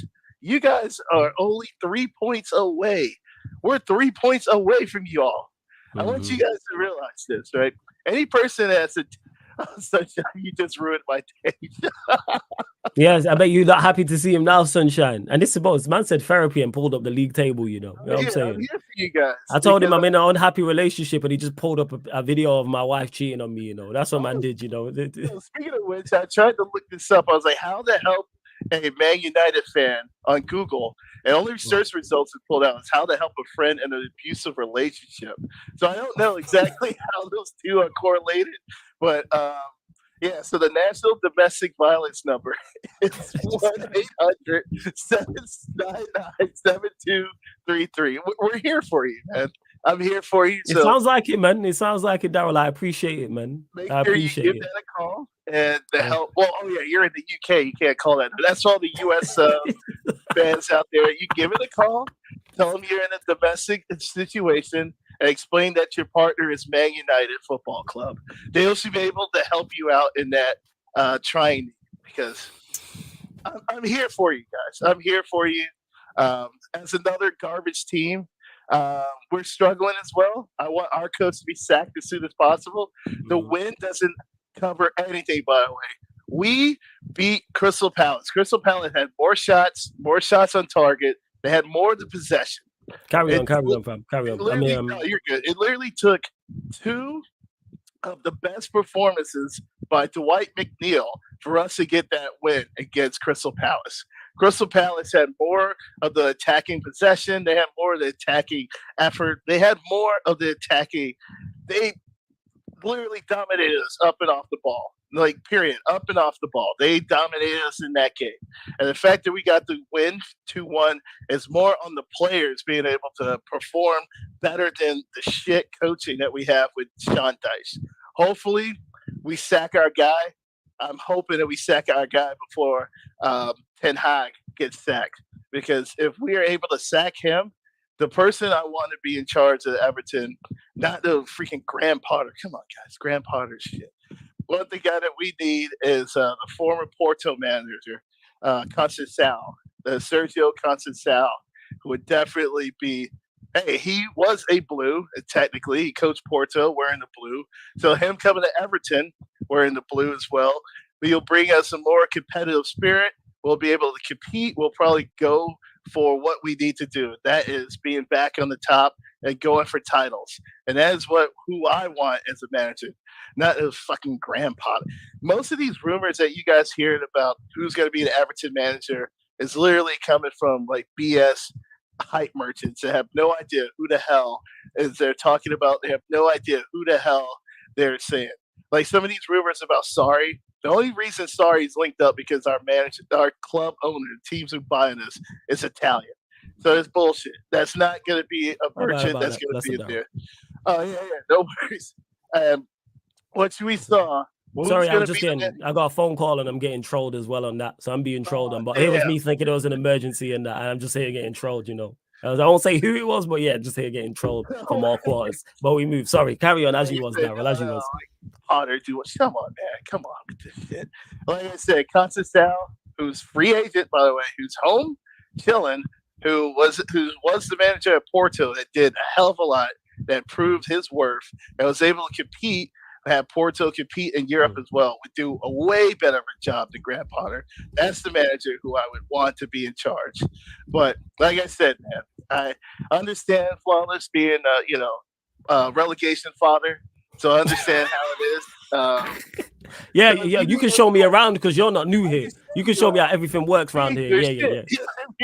Well, my shirt, I got the biggest shirt on. It was all a dream. It was all a dream. Yeah. that Man United got smacked by freaking Tottenham. What the fuck? It's crazy. Let me ask you though, Daryl, when do you think he'll be sacked? Oh my God. So I said before when you took off, I was like, I'm hoping we sack our guy before, because whoever gets sacked first, they're probably going to get the better manager. So I'm hoping to God that Dice just fucks up and keep being shit. Because if not, LJ, come on, man. Everton should get Moisey back. And I said Moisey, you know, is days. It's crazy. Who do you actually? Let me ask you. Who do you think gets sacked first, Dice or Ten Hag? You see, I think Dice would, because of the fact I do think Ten Hag might skeek up some results that keep his job longer. The Porto game is key. So if y'all get smacked by Porto, he's out. Like if y'all lose by more than 2 to Porto, he's done. There's no way he can save that. Now, who else y'all have after Porto? We got Villa away. Oh my days, Villa. Hey, I thought you said here to help. Look at him laughing and chuckling at our fixtures, you know. You know what I'm saying? I'm trying to help, guys. I'm trying to help. Well, yeah. You trying to help. You know what? You trying to help as much as this. You know what? You from the same cloth as this prick. Where is it? Let me get to the comment. Where is it? This guy, where is it? And no wonder he's backing you. Where is it? And this is little bro. Love him to death, but he a dickhead. Where is the comment? Where's Jez's comment? Where is it? Did I star it? Let me hopefully I didn't even star it. Jez had some dickhead comment in the chat. He had some dickhead comment in the chat. I was like, this guy, where is it? Hold up. But Jez had one anyway, like, we're here to help. Blah, blah, we're blah. Here to help. Yeah, we're here to help or some shit. Here it is, yeah. Daryl trying to help and you tell the viewers to fuck up. Yeah, you included. Definitely aimed at you, Jez. Aimed at you. You're the real one, yeah. Man. F Jez, man. F Jez, man. You know what I'm saying? Man. I'm just here to help you. You know what I mean? Yeah, sure. Let me help you. Everton, Newcastle. You got Newcastle traveling to town. Do you win the game? Oh my God. All right. So hopefully shout out, Jez. Newcastle's gonna win. I think Newcastle's gonna win probably 2-1. But I'm hoping that Anthony Gordon get a red card because he's a prick. I don't like him. I remember my first stream, somebody asked me like in the chat, it's like, oh, what do you think about this guy? Blah, blah, blah. I was like, there's 2 differences, right? Wayne Rooney, Anthony Gordon, right?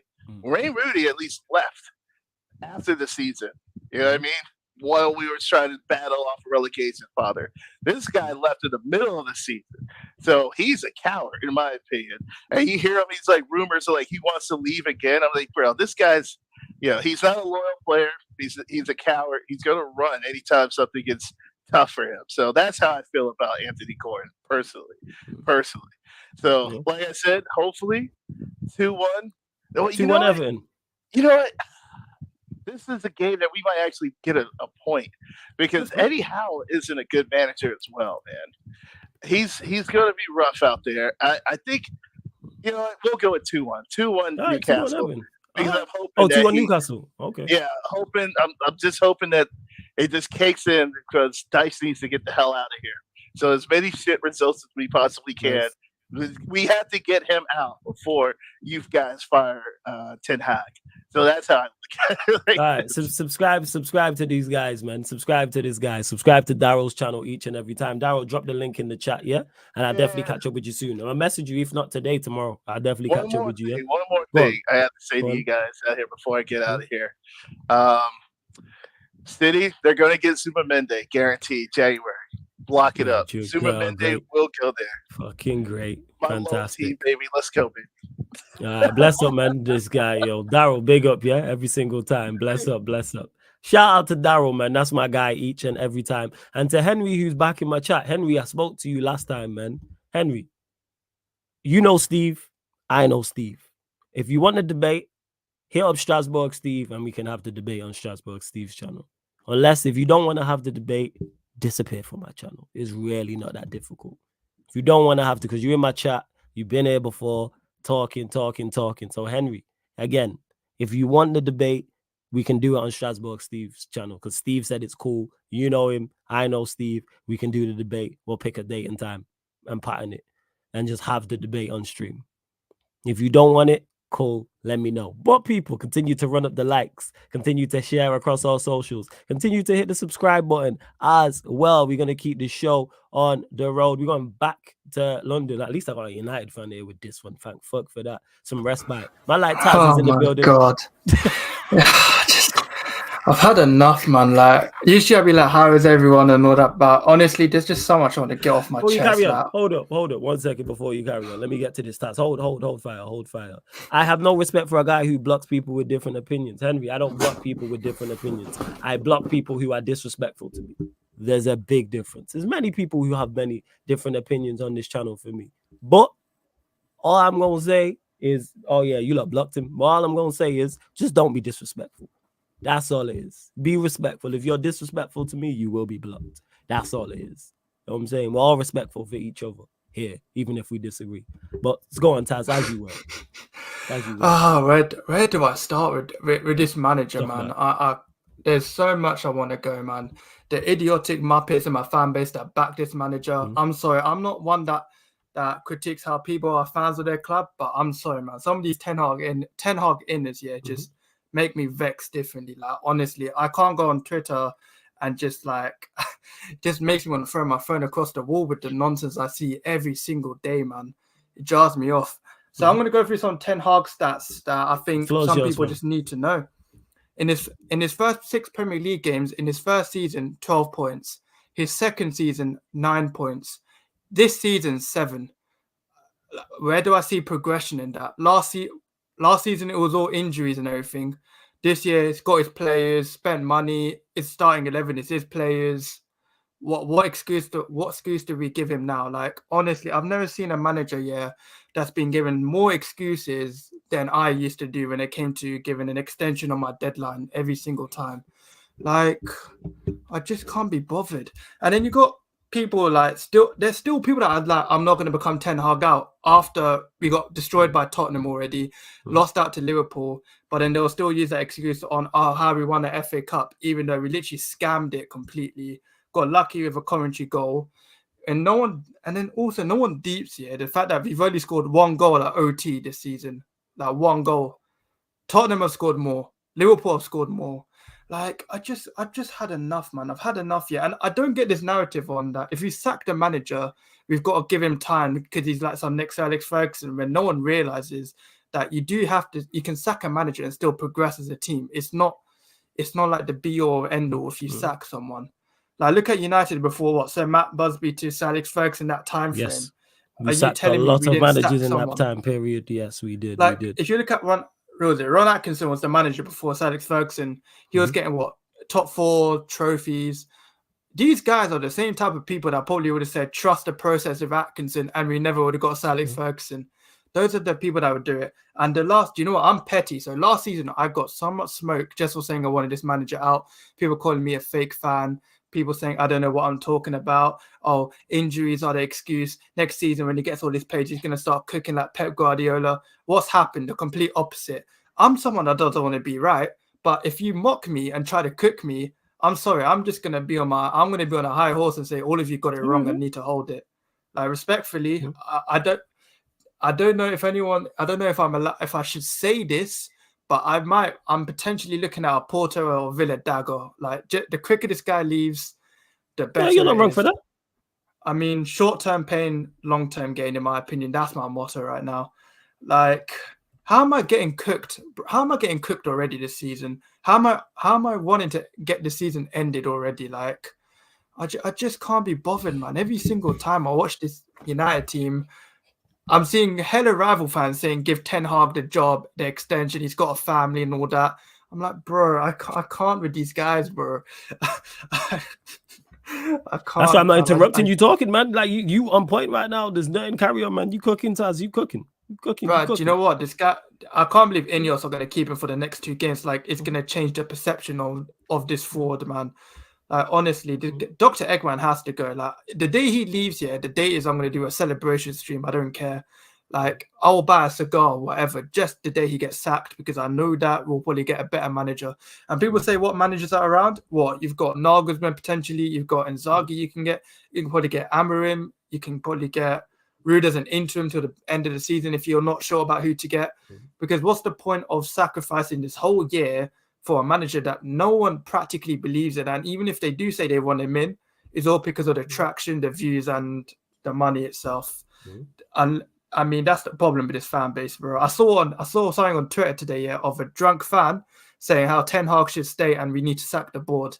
I'm sorry, but how am I going to listen to an opinion of a guy that goes to OT? Cool, he goes to OT, it makes him a super fan, but he's literally watching it on a blurry vision. Like, I'm sorry, like the only person whose vision's worse than that is Bruno Fernandes. And oh my God, another positive, Bruno's been banned for 3 games. That means I can actually enjoy a bit of football until that forward leaves. No, we can't, because we know who's replacing him. Wait, who? Oh no. Yeah, exactly. Exactly. Exactly. I did the same thing, Taz. I was like, we get to see him without it. And then I started thinking about who's going to back him up. Welcome, English Bruno, man. Welcome, English Bruno, man. You know what I'm saying? We got Bruno from here. What did I do to deserve this? Like, what did I actually do to deserve this? You know what it is, man? We smoked too much shit when we was good. Because I didn't even know you them times, but I know you well enough because we've been speaking long enough. Where we were, we're unbearable. Taz, we're unbearable now and we're terrible. So imagine us when we're actually very, very good and winning things. Yeah, but the problem is we had fans. We had fans that actually watched a bit of success of United and their standards have gone down the drain. Because what they actually like the manager. happened? That's why. I don't it's care because, who the manager. It's because you know what it is, no, Taz. Because you're a realist. You got a lot of. You see them fans that you're talking about there. A lot of fans are more fans of Ten Hag or fans of the player rather than the football club. The reason why you want Ten Hag gone is because you don't think he's best for Manchester United. And if whoever you want next, I'm not sure you the man. Let's say you want Nagelsmann next. Let's say, for example, I don't know who it is, and Nagelsmann comes in and Nagelsmann performs poorly. You will then turn around and say, get Nagelsmann out. And then the manager after and so forth, because you want what's best. You got idiots out there like this clown in the chat who was talking about, oh, you can't keep sacking managers. Yes, you do. Oh my God. What we're talking about here, like you treat it like relationships. If you're in a relationship and it don't work, you leave. Oh my God. The narrative, literally. I've seen people say they want Ollie back, and I'm like, bloody hell. The equivalent, is like dumping your ex, going to a new girl, dumping that new girl to go back to your ex is literally an ex for a reason. Why does it have to be Ten Hag or Ollie Gunnar Solskjaer? Well, the ex before her cooked, but she was a dick too and was rude and all and caused enough issues. This next one don't do any of that. Oh, we'll go back to the last one. No, you don't. That's just foolishness. And Jez just said it there. That's why I keep fans away from the football club. But yeah, so do you think score actually? Yeah, let me ask you 2 questions. When do you think Ten Hag will be sacked? After Villa, and that's you think he's gone after Villa? That's if I get that Ollie Watkins. You think we lose the next 2 games? All right, Porto away. Scoreline prediction. Like it's gonna. I'm more excited to watch the Power finale than watching United next weekend. More. You see that episode 9? I'm no spoil. Actually, spoilers because you lot should have seen it by now. I'm still upset. I'm still upset. That scene, I could have cried. I could have cried a tear at that scene. Yeah, it's going to be Get Back. It's getting Get Back. Oh yeah. I'm ready to ride out. They call me. I'm there, man. I'm there in the black tracksuit. I am ready. We running down on Monet and all that. We running down on everybody. Everybody gets shot. We got Monet gone before Ten Hag gone. That's crazy, fam. Yeah, that is crazy. Like, all I want to say is to Ten Hag inners, the moment Ten Hag leaves, I beg these man go to his next club. Like we had it with Pogba, Sancho, Martial. I beg these man just go to the next club and just go support him. Just leave. Go support him. I'd say that about Ollie, but he can't get a job. But we move. So you think we lose to Porto and lose to Villa, and he's gone after that? Yeah, and I agree with you. I don't know if I think I hope the next time we talk on the next fan calling show, he's gone by then. Yeah, literally. Can I just plug my channel? Can I do a shameless plug real quick? No, man. What's it called? Wait, one sec. Before you do, one sec. Hold up. 1 second. We gotta do this right. Go on. Oh crap! Oh yeah, your people follow my YouTube is literally Taz21, literally trying to get to 100 subs. Literally, I know it's small numbers, but every little helps. Shout out Tesco for the slogan, but literally just follow it here. I'll probably do more videos, and until Ten Hag leaves, we have to just be used to it, man. I'm getting cooked. And we all are, man. Life. We all in the Dutch pot, man, or the whatever you used to cook. You know what I'm saying? Like we all in, but subscribe to his channel. Yeah, man, small channel, but you're a good content creator. You lot go subscribe to Taz21 because we help everyone you see on here. I genuinely fucks with, even if they're rivals or not. And you see me bantering. Subscribe to Taz21. Subscribe to Daryl's channel as well, Sour Toffee FC. Go support the you know what I'm saying, the content creators on the come up. Same way I was supported when I was on the come up. But continue to support me because I'm nowhere near where I need to be yet, people. So continue to support me as well. Don't forget. I still need assistance. But yeah, subscribe to Taz's channel. Let me make sure I'm subscribed. I'm gonna subscribe myself. 1 second. The link in the link in the chat. Go on, fam. What's your prediction for what's your prediction for the actual finale though, innit? Finale. Oh yeah, I think Carter dies, Monet dies. I think Braden goes jail. I think Braden gets locked. I think Braden gets locked up and they set off new spin-offs. I think they set off new spin-offs. I think that's what they do. They set up new spin-offs, 100%. I mean, Kane's gone. I think Kane's gonna be gone. You reckon they gonna kill that? They ain't gonna kill Kane. They ain't gonna kill a fan favorite, man. Or Drew. Right? It's gonna be Kane or Drew. You reckon they kill off Drew as well after just yeah. I don't think they kill Kane because he's a favorite. They doing Kane getting a spin-off. Oh, he definitely needs one. It's the power show. Kane's getting a spin-off. That's why they brought back Unique in Power Book 3. Yeah. I almost cried. You know what I'm saying? The episode that happened, like Razor my favorite spin-off. I was devastated. I saw him. I got gas. Yeah. I was like, whoop, your man's back. I was like, yeah, let's go. I was doing gun fingers watching the show for real. Hey, spoilers, you should have seen it by now. What are we talking about? The finale has to cook, man, because it's the last episode. I think Tariq's going to be chilled. Braden will probably be like some next little B-Tech Tommy. Effie is a 51 because she's already trying to get out, innit? Yeah, when you try she's trying to get out. So that's when you know it's screwed. Yeah. Drop your link in the chat again, though. You know what I'm saying? Sunshine, shut up. No one asked you anything, and yes, it is power. But hey, Taz, gonna let you go. Hopefully by the next time we talk, the power finale's been firing. Ten Hag's gone. I'm hoping. Yeah, man. A man can dream. A man can dream. It was all a dream. I hear you, man. Big up Taz, yeah, every single time. Subscribe to Taz, man. Subscribe to Taz's channel. Why is it not coming up on this screen there when it's not? But subscribe to Taz21 people. Make sure you do that. We're gonna keep the show on the road. Go and speak in the channels, and someone who needs to be making more content. Man like Brandon is in the building. Yes, Brandon, what are you saying, man? Yo, you're on mute. What are you telling me? Yeah, I'm good, bro. How are you? That's as good as can be, man. As good as can be. As good as can be. As good as can be. Hey, listen, it's all right. It's not too bad when you're a fan like yourself, Flawless, who you know see this coming a long time ago. Do you know what I mean? It's the ones that are, you know, still blindly backing this manager. They're the ones that are going to be very, very, very, very disappointed. Very, very disappointed. So, listen, bro. I don't want to talk about Arsenal today. I think we've got to have a conversation about your football club, ain't we? Let's be real. Talk about it. I'm going to take my Arsenal hat off right today.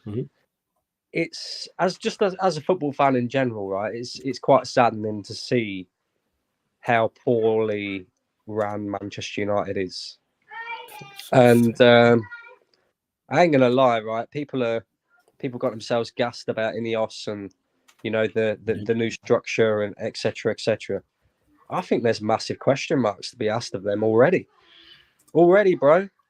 Yeah, I mean, first of all, they should have sacked him in the summer, right? Agreed. They didn't do that. I don't know when it's ever been enough for a big club like Manchester United to win the FA Cup and then keep their job as a manager. Do you know what I mean? It wasn't enough for Van Gaal. It wasn't enough for Jose Mourinho, who won you 2 trophies in his first season. Yeah, there's various different factors as to why they lost their job. But let's be real, they weren't doing any worse than what ERIK Ten Hag is right now. So...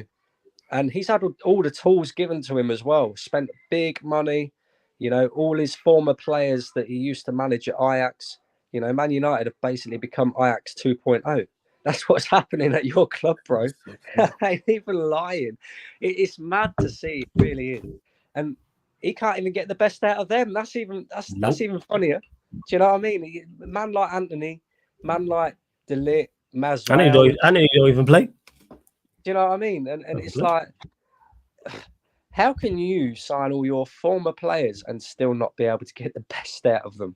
Like, it just, to me, right, I watched that game and I'm looking at, I've seen this all before, you know, the same faces, I say the same faces. It's not the same faces because he spent big money. Like I say, yeah, the Dame. Yeah, that's the only two like you can say long-term people who have been there that have been playing is Rashford and Bruno. They're the only two. Everyone else is pretty much new. Everyone's a season or 2 seasons in. I don't think there's anyone else who's 3 seasons.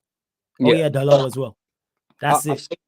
I've seen again the same the same blank faces on the football pitch. What I mean by that is, you know, the same kind of reaction that you see from the players when things started to go tits up for Jose Mourinho. The same thing for Ollie. The same thing for Van Gaal. You know, the same, just emptiness. You could tell that these players no longer believe in this manager anymore. You know, so it begs the question, Flawless. Why have Ineos not sacked him yet? Incompetence. It stinks of incompetence, bro. You know, people can talk as much as they like about what Ineos are doing off the pitch. You know, they're talking about building you a brand new stadium. You know, they've invested some of their own money into your transfer budget this summer. But when you look at what they've done in terms of the players that they've invested in as well, like they brought him another 2 players. Bearing in mind that he already had Anthony there, Onana there, Martinez there, Ericsson there. So that's 4 players that previously worked under him, and he cannot get the best out of them. But they went out again in the summer and they brought him a further 2 players that worked underneath him at Ajax. And it just makes me think, like, what is the actual structure and what is the actual plan on the football pitch by Ineos? Because I don't believe that if you had, let's just say, a De Zerbi, for example, yeah, I don't believe that you go out and buy Matthias de Ligt and Mazraoui. I don't believe that for a second. Yes, your football club Depends on who it is. Yeah, it depends on what your centre backs you're looking for. Well, this is it. Your football club has been interested in de Ligt in particular ever since he kind of left at Ajax. So I can sort of see that one a little bit, but it's kind of also like, well, would they have brought him in, or would they have gone to look for a younger, better option who's more of an up-and-coming kind of player, a bit like a Van der Ven, a bit like he did with Euro. Well, obviously got injured, isn't it? They did it with Euro. I get that, but you know, I just think, what sort of direction is Manchester United heading in right now? Because I don't see anything that you're doing in terms of transfers, in terms of, you know, it's kind of like split between the middle. Either you're investing in these new up-and-coming, you know, young talents, or you know, you're going and buying an experienced man. And I'm not really seeing either from Manchester United. You kind of in the middle. You kind of trying to do the young up and coming talents, but then you're also trying to go out and buy the experienced Mandem. But the experienced Mandem that you're buying is former players of Erik Ten Hag anyway. So it's kind of like, it's a bit weird for me. It really is. It's strange. And I honestly think that your fan base should be looking squarely at Ineos right now. You know, there's for all the good that they've done off the pitch, everything that is relating to what's happening on the pitch is also caused by them. Let's be real. Let's be real. And I don't actually think anything has drastically changed in terms of the football side of things at Manchester United. I think the only thing that has changed is the face. You know, the Glazers are no longer the face. Ineos are now the face. Yeah, they're doing the footballing side of things. They're just doing a bad job of it in regards to the managerial side of things. And look, don't get me wrong. Like, they made it clear that it was going to take time. You know, we've seen multiple clubs, my club included, go through this 5-year process and all that. But why? I don't understand. Like, you keep hold of the manager because he won the FA Cup. I understand that. You know, he won a trophy. He won a trophy the year before, so you keep hold of him. That's fine. That's the aim of the game. It's what it's all about. You know, okay, he had a poor season. It was his second season. Can he turn it around this season? If anything, he's got worse this season, right? So you can understand the saying, you give the guy enough rope to hang himself. Ten Hag's hung himself multiple times, bro, and they still haven't got rid of him. This is the other thing, right? Everybody banters Man United about oh, Southgate's going to come in. Ineos wants Southgate, right? Do you know what's making me believe that Southgate isn't as far-fetched as what you guys might think? Their incompetence. I'm almost in this boat now where it's like they know that if they sacked Ten Hag now and went and got Southgate, the Manchester United fans, there would be an uproar in the fan base. You know, Southgate and all the rest of it. It's almost like they're waiting for things to get that bad that Southgate then becomes acceptable. Do you know I don't what I think mean? he ever will. I think already, as bad as it is, I don't think it ever will be. I think the thing that they'll do is give it to Rude as an interim. Because if you're talking about getting a manager, if you're talking about getting the fans on side, that's something the fans will, most of us can say that. Most of the fans will go, all right, cool. Because we're not really against too many interims, right? Like, all right, that's pretty cool. Also, at the same time, why haven't they done that now? I mean, at the end of the day, we mentioned it, incompetence. Actually, let me not even say incompetence. Let me not even say that. The reason why is we'll see because they're new. I don't know if it's arrogance and them digging their heels in simply because they gave him the job and they don't want to be like, all right, we got this wrong. It might be that.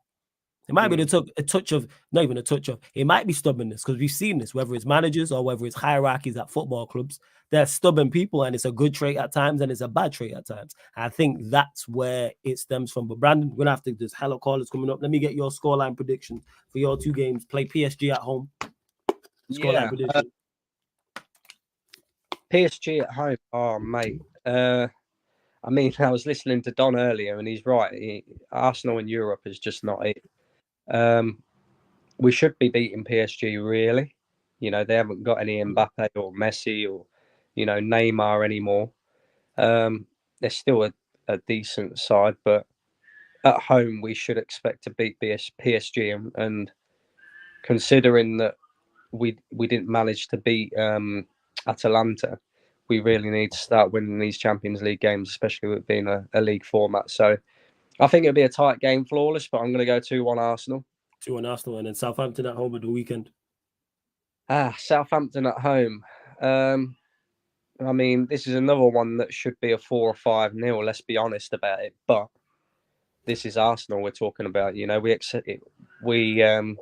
expected Arsenal to slap up Leicester, and really and truly on the actual game itself, we probably should have won that game 7 or 8-0 and whatever. But I don't know. There's something with Arsenal and the lesser teams in this league where you almost expect them to go there, put 5 or 6 past them, and then it ends up being a lot more of a difficult game than what we expect it to be.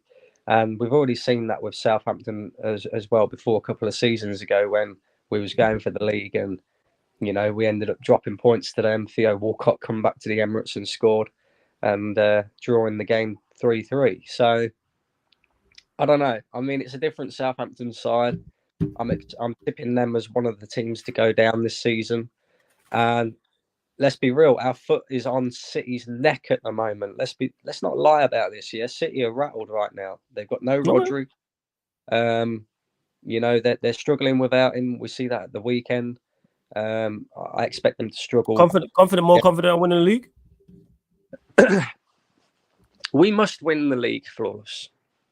All right, on that note, we must win the league. I like that. I like that. Bro. Okay. I mean, first, look, the money you spent, I get it. It's not even about the money that we spent, bro. I look at certain aspects, right? I'll point out a couple before I go. Like, number one, Arsenal have had Aston Villa away, Tottenham away, and Man City away so far this season. We took 7 points from 9, right? 2 of them games, we played without our captain, who's out long term, right? Say what you like about Odegaard. Some people rate him highly, some people don't rate him so highly, like myself, and some people think he's shit, right? But even so, he's still the captain of the football club. He's still the guy who's the front man for the press. You know, in terms of maybe his creativity, he brings a little bit more than most of our midfielders. But the main key point from him is that he's the front man for the press. You know, he's the trigger guy for the press. And we've coped well without him. I wasn't expecting us to cope well without him. We've got them 3 hard away games out the way. City haven't really had to play anybody yet. Yes, they played Chelsea first game of the season, but I think if City play Chelsea now, Chelsea would give them a much better game than what they did on the first game of the season. No doubt about that. Oh yeah, 100% they would. 100% they would. Then without Rodri as well, I'm also looking at it's the mental aspect, Flawless. That's what we've got to get over. It's the mental aspect, because I think from the sample size that we've got, people will argue that Man City's side is just a lot more quality than everybody else in the league. I don't think there's that much difference in quality between Arsenal and Man City. The sample size that we've got. Do you have you lot winning the league? I don't yet. I think it's too early to say yet. All right, cool. All right, well, Brandon, gotta let you go, my guy. Gonna have to get to the rest of these callers. Always good chopping it up with you, though, man. Make sure, man. And we need you back making content on a regular. But I know you're busy. But big up every single time, man. Every single time. Shouts to Brandon, people. Big up and Matthew. Shout out my guys. I did have to clock because I'm literally live in half an hour. I'm doing the Bournemouth Southampton game on the playback as well, and Steve's doing some. Who is it? Las Palmas Villarreal. This is joint watch along, people. So follow the playback anyway. So everyone, all the next set of callers got 5 minutes, and I'm gonna have to rush you off. My apologies, but these live streams, these calling shows are getting longer and longer. But salute to everyone who's called in already. Appreciate all the patience. I did get to all the members as well. So now we're spinning. We're going stateside, people. Omar's in the building. Yes, Omar. What you saying, man? What you want to talk about? Hey man, listen, very quickly, man. Sorry for being late today. Cool, no stress. We started the show late, it's fun. Yeah, I know, because the Back Again podcast was late today. I saw it. We've been 3 hours, like 3 hours, but go on. Yeah. They were just cooking you, man. I actually didn't watch the whole thing, but I can see that you were the butt of the joke today. But listen. I'm gonna be real, because you're my brother, man. So I'm not gonna sit here because I'm in no position to even attack you, bro. My team lost this weekend as well. But listen, man, the thing is, there's a few fans out there who I don't feel bad for. Now, you're not one of them, because I've already, you and I, we have spoken before the season started, during the transfer window, and after the transfer window. And one thing is, just want to say one thing. Hey, big up Carefree Lewis G for the raid. Shout out to my brother Lewis for the raid. Congrats on the 50K. Everyone who joined from the raid, run up the likes, hit the subscribe button. Go on, Omar. Sorry, carry on. I forgot to mention. So before I continue, you remember how I said that I felt bad for certain fans and certain fans deserve to hold that? One of them is in the comments right now. Okay, he can hold that. All right, hold that because you no, you know what? I'm not even gonna go into detail. Let's talk. Let me talk to you, Flawless. Let's be real, right? The whole season, as far as United is concerned, you've always been saying the same thing, right? Because I'm one of these people. I always like to keep. Always keep information, bro. I like keeping information from people because I'm like, listen, when people say some stuff that they're not supposed to say, I'm like, hey, listen, man, is this you? Is this you? You said this shit, bro. I remember this shit. And one thing about you is, I've been in your stream more times than I've been on other people's streams. So I hear every time you say somebody's call out this club, and you've been calling out this club since during the transfer window, after the transfer, before the season started, and now during the season. And it's funny how everything that you're saying, we played how many games so far this season? What, we played 6 games this season? In the league, already? Six games. In the league, So it's already 6 games, and everything that you've been basically saying, all of it is already in fruition in 6 games, right? And the funny thing is, it's just like you said, it's going to get worse. Because we all know the problem at Manchester United. The big problem, the main problem starts from the top, which is who? The manager. And it's always the same thing, right? At the end of the day, when is it acceptable for a manager to win an FA Cup be enough for a manager to keep his job? If that's the case, then why didn't you guys keep Van Gaal in 2015? Because he won you guys an FA Cup and finished 5th, but he got sacked right away. But this is the thing here. This is not even a shock, because at the end of the day, many of these United fans today, it's like they've forgotten who their club is. They've forgotten where their club is supposed to be. Like since when was it acceptable? Right, for this kind of performances, for all of these records that are being broken by this Ten Hag guy, right? He's breaking records that have been around for over a century, bro. Thanks. Right? But yeah, everybody's saying, yeah, give Ten Hag a chance. Like, what has he done? Are you telling me that winning the FA Cup and League Cup is what's giving you hope? Really? Because let's talk about the FA Cup last season. You know how many moments were you guys close to getting knocked out of the FA Cup? You guys almost lost to Coventry. Yes. Look at the Coventry game. I'm sorry, in a 90-minute final, anyone can beat anyone. I've been watching football way too long to have seen it too many times. I've seen Greece beat Portugal in a World European Cup final. I've seen Zambia beat Ivory Coast in the Africa Cup of Nations final. I've seen Liverpool beat Milan in the 2005 Champions League final, in a final. In a final, anyone can beat anyone. And that's what some of these people don't understand. You have to look at this from a full scale. Because this is the 38-game season. You understand what I'm saying? So you can get away with it in certain moments, but when it comes to 38 games, you're going to have to actually have tactics in this brain of yours to perform. I was literally saying this to Northside when we were talking about, when I was mentioning Greece. I said, look at Greece in Euro 2004, right? They played a similar tactic, which is score first and then basically sit back for 90 minutes. And guess what, bro? It worked out for 6 games. It worked out for 6 games and they won the Euros. Congratulations. But guess what? When it was time to go to the World Cup 2 years later, and they had to play 12, 13 teams to qualify, right? 13 games, they got figured out. And when they got figured out, they didn't make the World Cup in 2006. Because at the end of the day, you can get away with it for a certain amount of time, but eventually when people start to understand the way you play, you're fucked. And that's the thing with Ten Hag. This season, everybody knows how to beat United under Ten Hag. Thanks. Everybody knows. Look at that performance against Spurs. Like the fact that Ange, I said this on your stream because I was on the playback with you. I told you, Flawless, it's a violation. This brother really said, he came to Old Trafford and really said, bro, I am so confident that my midfield is better than yours that I am not even going to play a defensive midfielder against your team. And you're still not going to go past my midfield. That is the ultimate slap in the face. That's how I knew. I was like, bro, no. This brother doesn't respect you, man. Like if you're Ineos and all these people, right? And you see Tottenham doing that in your stadium, bro, that should be grounds alone to sack this manager. But the funny thing is, I'm hearing today that apparently he's under pressure, but he's not going to be sacked. So what? You're going to lose. So what's next? Go to Porto? You lose to Porto, then lose to Villa. Is that going to be enough? Probably not. I can see him going after the after the international break. We could still see him here. But at the end of the day, it's not a shock. And listen, like I said, I do feel bad for you because you're one of the few fans who's actually been calling this shit out since before the season started.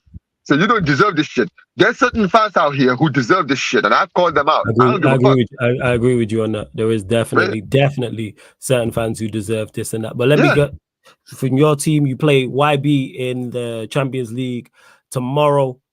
Scoreline prediction for that? Yeah, man. I mean, we lost this weekend, but we rotated our team, so we were complete. Yeah, and it was a complete rotation. I'm guessing, because we had a rotation, we're going to bring most of the key players in the game against Young Boys. And listen, Young Boys were battered by Aston Villa in the opening game away.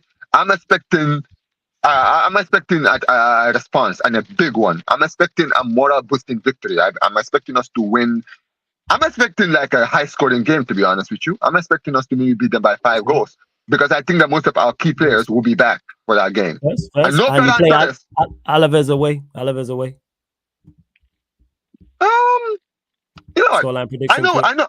know we lost, but I'll say a victory, but I'm not going to be cocky and say a big victory. So I'll probably just go 2-1. 2-1. Cool. Right, Omar, gotta let you go. I'm trying to get to all these callers before 8 p.m. So big up every single time. Shout out to you, man. Big up to Omar, man. Running through these callers, you lot got 5. New caller in the building. Always good to see new names in the building. Always good. So welcome, people. Francisco is here. Yes, my guy. What are you saying? You good? Hi, how you doing, Flawless? All I'm good? Blessed, man. I'm good. Where are you calling in from? And who's your team, my guy? I'm from Portugal. Okay. You will maybe see me in the Northside channel. I'm a Benfica and Arsenal supporter. Okay. All right. Fair. And I understand that your pain, Flawless. Benfica also give me heart attacks sometimes. Arsenal as well. And help me explain. Okay, because I know history. Man United in the past was a very feared team. Absolutely. Old Trafford was a fortress. Now it's a football team brothel. Yeah, Man United is like everybody get hit like a Didi house party. He said, Can you turn the music off in the background? Yeah. Hold on just a second. All good, man. No stress, man. And you run up the likes, hit the subscribe button. It's all good, man. No stress, Francisco. It's all good. It's all good. Well, big up to Francisco. Always good talking to new fans of the Arsenal and Benfica, like Northside. Shout out to Northside. Hey, Sunshine, they're your vibes. Don't do that. That's on your gym playlist. Sunshine Lion. You should be in the gym, pumping the weights or on the step machine or shooting in the gym. That's what you should be listening to in the headphones. Don't let Sunshine fool you. Don't let Sunshine fool you. Is it good? It's good? Yeah. All good, man. All good. Okay. Because Man United, there's a big issue with Ten Hag. Okay. I don't know if he's going to survive Aston Villa or Porto. The thing is, in the start of the season, they were starting to get to look for successor for Ten Hag. Yes. He won the FA Cup after get denied because all the managers told Man United, Man United, you can go F out of the lane. They decided to keep Ten Hag. Now we see it again. This shit show all over again. Okay. He's going to be sacked.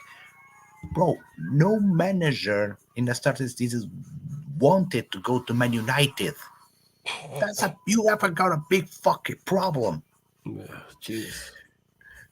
Bro, you could have on your squad a prime Sergio Busquets. It would flop.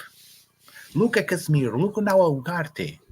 Your team is all disjointed. Your defense cannot defend. You have a goalkeeper that sometimes he makes 1 or 2 saves. In other days, it looks like he doesn't have hands. He says he does. Yeah, absolutely. Your midfield is disjointed. Casemiro, Amrabat, now Ugarte, they are set up to fail because you have Eriksen. I don't know what happened to Kobe Mainu. Bruno Fernandes is absolute dog shit. I'm Portuguese, I don't know. I saw him play, and your attack is toothless. Yes, we have nothing going forward. You got nothing to going forward. You're going to struggle against Aston Villa. And Porto away. Fuck me. Let me ask you, have Porto been good this season? They've been all right. They've just been in the league. So far, but they lost to Bodo Glimt in Norway. They did. They lost there. Bodo Glimt got a late sending. Let me ask you as well, Sporting, Ruben Amorim, bias aside, do you think he's a good manager? Yeah, he's a good manager. He's been doing very well at Sporting. Yeah, from what I've seen, they know they have a very competitive team, and we talk about the club that they've been out of league contention for quite a while now. Sporting is now a team to be taken seriously. Okay, so you think they'll do? You think they'll do well in the Champions League?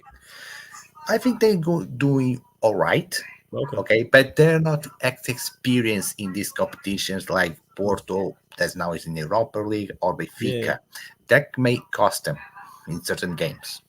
Okay, that's fair. Let me get your scoreline predictions, Francisco, before I do let you go. But bless for calling in. Arsenal PSG? I think it's going to be a 2-1 for Arsenal. It's going to be a very tough game because I know it's PSG and all that, but I fucking hate PSG. And I hope see Arsenal showing some European backbone. First, and Southampton at home? Southampton at home I think it's going to be just like Leicester. I think we're going to smash out the park, but we're going to get a little scared because we were winning like 2-0 and we allow Leicester to equalize, to get to 2-2. Then we have to, pull an effort to end up winning 4-2. All right, first. Hey, Francisco, big up, man. Make sure you call back in, man. Make sure you call back in, definitely, man. Big up, man. Appreciate it, my guy. Blessings. Shout out to Francisco. It's always good chopping it up with new people, especially, someone from Portuguese with some class, because you don't get that absolute crook called Northside LDN. You know what I'm saying? So shout out to all the Portuguese dons apart from that prick. You know what I'm saying? But make sure you subscribe to Northside LDN. Of course, Warrior J, man. I said that's what Sunshine see. She didn't even deny it. That be in her headset when she out there balling on the court. Don't get when she trying to be Steph Curry. You already know. We're back in the UK. I bet this guy can't wait to talk to me, man. The LJ's in the building. What are you saying, man? Yeah. What are you saying, Flawless? What are you saying?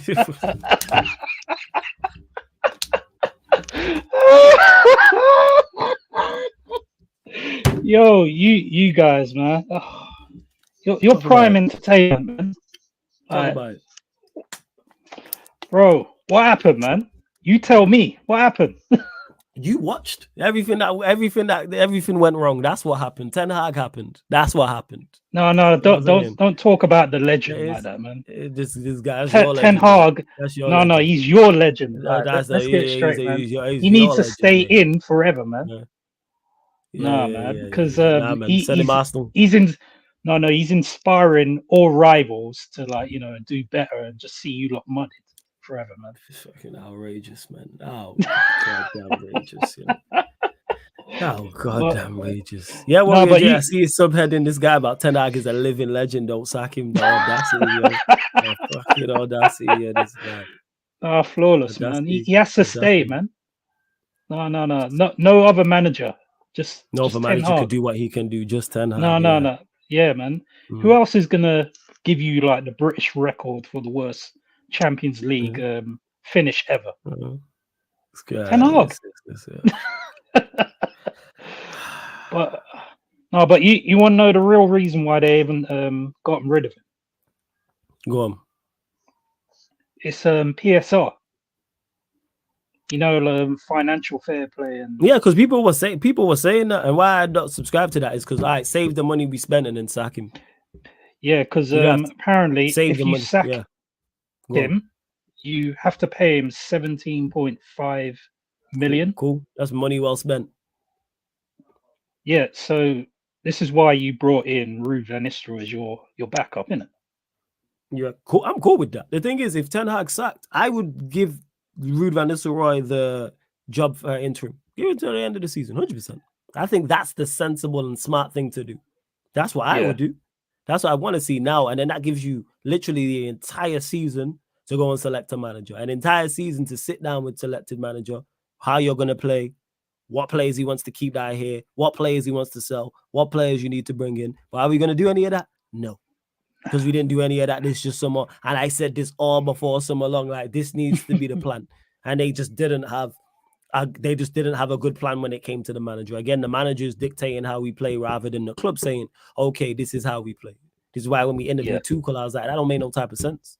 But Tuchel do a good job to an extent. Yes, because Tuchel's a good manager to an extent. But he's not the same as Ten Hag. So it makes no type of sense. Yeah, he's the type of manager that you he's not too off similar to Ten Hag. What you need is a kind of De Zerbi, a kind of like a big Ange, like a big Ange. Yeah, if we're gonna go possession based, cool. I just want us to pick a style. Whatever the style is, please just pick a manager for us. Before you get to the manager, we are playing this way. All right, cool. Whatever that way is, whether it's possession-based, whether it's tiki-taka, whether it's high pressing, whether it's counter-attacking, I'm not fussed about this. Please just pick a fighting style, because then we can address it. But again, what do I know? Look at the other choice that you could have got, Hansi Flick. Look what he's doing at Barca. I would have took Flick, bro. I said Flick. Look what he's doing at Barca, man. Yeah, 7 minus the Osasuna. Yeah, minus the Osasuna loss, but he's cooking. It was a good game as well. Yeah, because Flick's a good manager, but people told me, he hasn't done anything in a few years and and all this type of stuff. It's crazy. Yeah, didn't he win a sixth doublet? Something crazy like that. And why I said that about Northside, because he keeps telling me back project Ineos. That's why I'm on Northside space. Every time you should just smile, back project Ineos flawless. You know what I'm saying? Project Ineos, yeah. Shout North. Subscribe to Northside though. That's broski. You lot know already, man. That's yeah. He supports Arsenal like LJ, and not everyone's perfect, but we move. But yeah, your mob LJ. This guy's smiling face. PSG at home. What are you saying? This guy. Scoreline prediction. Now you have to bring me down, man. No, why am I? You lot are coming off the back of a win. You'll probably beat PSG. Yeah, but just about. But, I wish I could get just about draws. Never mind just about wins. Here we are. Yeah, no, you haven't even faced any of the big six properly anyway, man. You faced Liverpool at home. Liverpool home, Spurs. We just faced the team we put in the most. But at their homes. Away performance at Big Six. Oh, you mean at their homes? Yeah, but we'll have a new manager by Anfield, then. White Hart. No, hopefully not. But I mean, Man said hopefully. You got to face us twice. You got to face City twice. You got to face Villa twice. You got to face Newcastle twice. Bro, you're messed. Like, what's going on, man? Yo, Ineos cooking. You know what I'm saying? Ineos, that's what's going on. Ten Hag, like, they all are corporate too. You want to proportion more blame to is a whole different conversation. But they're all corporates. This is why I didn't back Ineos. From when they kept him, I was like, yeah, I'm not with it. I was like, nah, I'm not with it at all whatsoever. Nope. I'm like, how can you keep a manager who perform like that? But scoreline prediction for you, home to PSG. 2-0. PSG? I hear you first. No, Arsenal. No, Arsenal. Don't try it. No, 2-0 Arsenal, man. And then you got Southampton at home. Oh, the Ramsdale derby. Man said the Ramsdale derby. That's worse than the flawless derby, Jesus. But go on, as I know. 4-0. Just because it's Ramsdale as well. All right, Fez, man. Fez. Hey, LJ, always good chopping up with you, yeah? I'm gonna let you go. We'll get through to the final few callers. Big up every single time, man. Blessings. Always good chopping up with you. Hopefully it's in better circumstances. Ten Hag forever, man. Yeah, this guy, man. Oh Lord. All right, we switching. We from London. We going to the 666. You know what I'm saying? Michael B in the building. My guy. What are you saying? What's up? You there? You hear me? Yeah, man. What are you telling me, man? What are you telling me? Let me just start from the game because it's a domino effect. So none of those guys could take a foul on Van de Ven. It's atrocious. Bruno was jogging. Ugarte got burnt. De Ligt got burnt. Whatever. Brennan Johnson, easy tapping. Awful. Then I was saying to my friend, Marcus Rashford. Oh my gosh, man. That guy's about to be 27 October 31st, and he can't dribble at all. It makes no sense. The PR and everything on this guy is like, it makes no sense. Yeah, it's crazy. It's crazy. So Bruno got the red, whatever. People want to say it's not a red. It doesn't matter. His foot's high. He slipped, whatever. Foot's high. You gave the ref a decision. It doesn't matter. Whatever. Everybody's going to be happy that he got the red, but people are forgetting. He got a red in EPL. I'm listening. Carry on. I'm He still got a red in EPL. He did not get a red in Europa. He's going to play in Europa against Porto, and I'm telling you, I don't know what's going to happen in that game, but Bruno is going to be in the next game. He's going to be the captain. He's going to be there, and things aren't going to change. After that, man, I stopped watching because it was 1 o'clock. I'm in Toronto. We had football, so 1 o'clock, I stopped watching the game. I didn't even see the third goal. I didn't want to watch it, so I moved on. I didn't even care. So what I got to say is the fans. The fans are crazy. I can't believe these fans are at the stadium, like, still chanting. Why aren't you guys booing? You guys are the problem. Fans that are praising this and singing and all this stuff, you guys should be booing. You guys are at Old Trafford singing. That's awful. All these guys are there. Barada, Jim Ratcliffe, all those guys are there, and they're hearing all these fans singing and stuff. You fans should be ashamed of yourself. You guys should be booing this guy, getting this guy out, because the fans have to put pressure on the club to get this guy out. If the fans aren't going to do that, then they think everything's okay. They don't mind. It's unbelievable. I don't trust Ineos. I never did when they kept this guy in. I never did. I can't trust Ineos, bro. Ineos is crazy. How are you watching these games? These guys need money. 1 second. These guys need money. Nah, but Matthew, here's the thing is, is it not a problem the fact that, and I'm not even saying you're wrong. These guys need money. These guys need money here. There's some money. There's some money. You guys need money. There's Canadian the money, coins. man. But There's the Michael, money, man. Michael, let me ask you a question. Michael, let me ask you a question. The fact that, and I agree with you in regards to applying pressure to get him gone, is it not a problem that we need to, that the fans have to apply pressure at a man who's clearly out of his depth? Is that not a problem within Ineos? That's why I'm at Ineos. That's why I'm at them. I'm at them, man. Like, how is this, like, some of these guys came from Man City. Am I wrong? Some of these guys I've seen. Omar Barada did.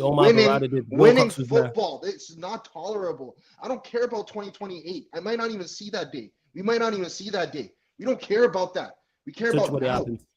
We care about now. These guys are so crazy. When is he going to get sacked? I don't know. Because honestly, these guys are going to go to Porto. They might scrape a result, a draw or a win. They might, because Bruno's gonna play. He did not get a red card in Europa. He's gonna play. He'll play. He's gonna play. He said, I saw on a Manu's page, he said that they're gonna go to Porto and win. I'm not saying they're gonna do it, but I would not be surprised if they get a result, a draw or a win. That's another plus for this manager to stay in. Because if they lose to Villa, okay, Bournemouth game is coming up right now. Bournemouth facing Southampton. If they win, we're gonna be 13th or 14th, right? They lose to Villa, international break, but if they scrape something against Porto, they'll keep the guy in. They will keep the guy in. I don't know what is going on in their brain, man. It makes no sense. I can't believe it. Because, like, I don't understand why it's so hard for $17.5 million when come on, you guys are billionaires. Like, what's 17.5 million to make the right decision? To make the right decision. You're telling me you don't want to spend 17.5 million to make the right decision? Like, that's how incompetent you guys are. So now that me as a fan, I don't care about managers. I have no sentimental feeling with managers. I have no sentimental feeling for players. I don't care about any of them. I just want results and winning. Because me wasting my time watching that game yesterday was unbelievable. I stopped watching to watch football at 1 p.m. in Toronto because that's when all the 1 o'clock games, the early games start. I was like, I couldn't wait because I was like, I need something else to focus. Even now, I'm happy to watch this Bournemouth game because I just need to see some different football because those guys are atrocious, man. Like, the gaps in the midfield is unbelievable. This guy spent $600 million and our midfield's worse. Is worse. Like, our midfield is so bad. All we have is guys that could tackle and run. Guys could run and tackle. Kobe, honestly, I don't even think Kobe Manuel's actually even hurt. He was like, oh, get me out of here. I don't even want to play. He was just tired. He was just tired of everything that was going on. I think he was just tired. I don't even think he's like seriously hurt. He's probably gonna take some time off. You know, he's gonna be like, oh, I don't think he's gonna play the Porto game. But like this is our midfield. We have Eriksen, right? We have Casemiro, right? 2 30-year-old plus guys. Eriksen controls the ball well. He's technical. He's good, right? Casemiro, everybody's calling him this, that, but it's a system. It's not Casemiro. It's a system. You got Ugarte. It's just a guy who just tackles. He can't put in a pass, right? You got Bruno Hoofball, right? You have Kobe Mino that's being played in the wrong position. He had like 2 moments where he was playing forward, and I was mentioning to my friend, that's where he needs to be. That's all he needs to be. He needs to play in their half all the time. We don't need him running back. That's not like that. He should be playing Bruno's role. But we already know that we're not gonna go anywhere as long as Bruno and Rashford and Marcus Rashford are in the squad. When those 2 guys are in the squad, is unbelievable. I'm happy Diallo didn't play because now there's no excuse. There's no buzz on Diallo saying, oh, he's trash, this, that.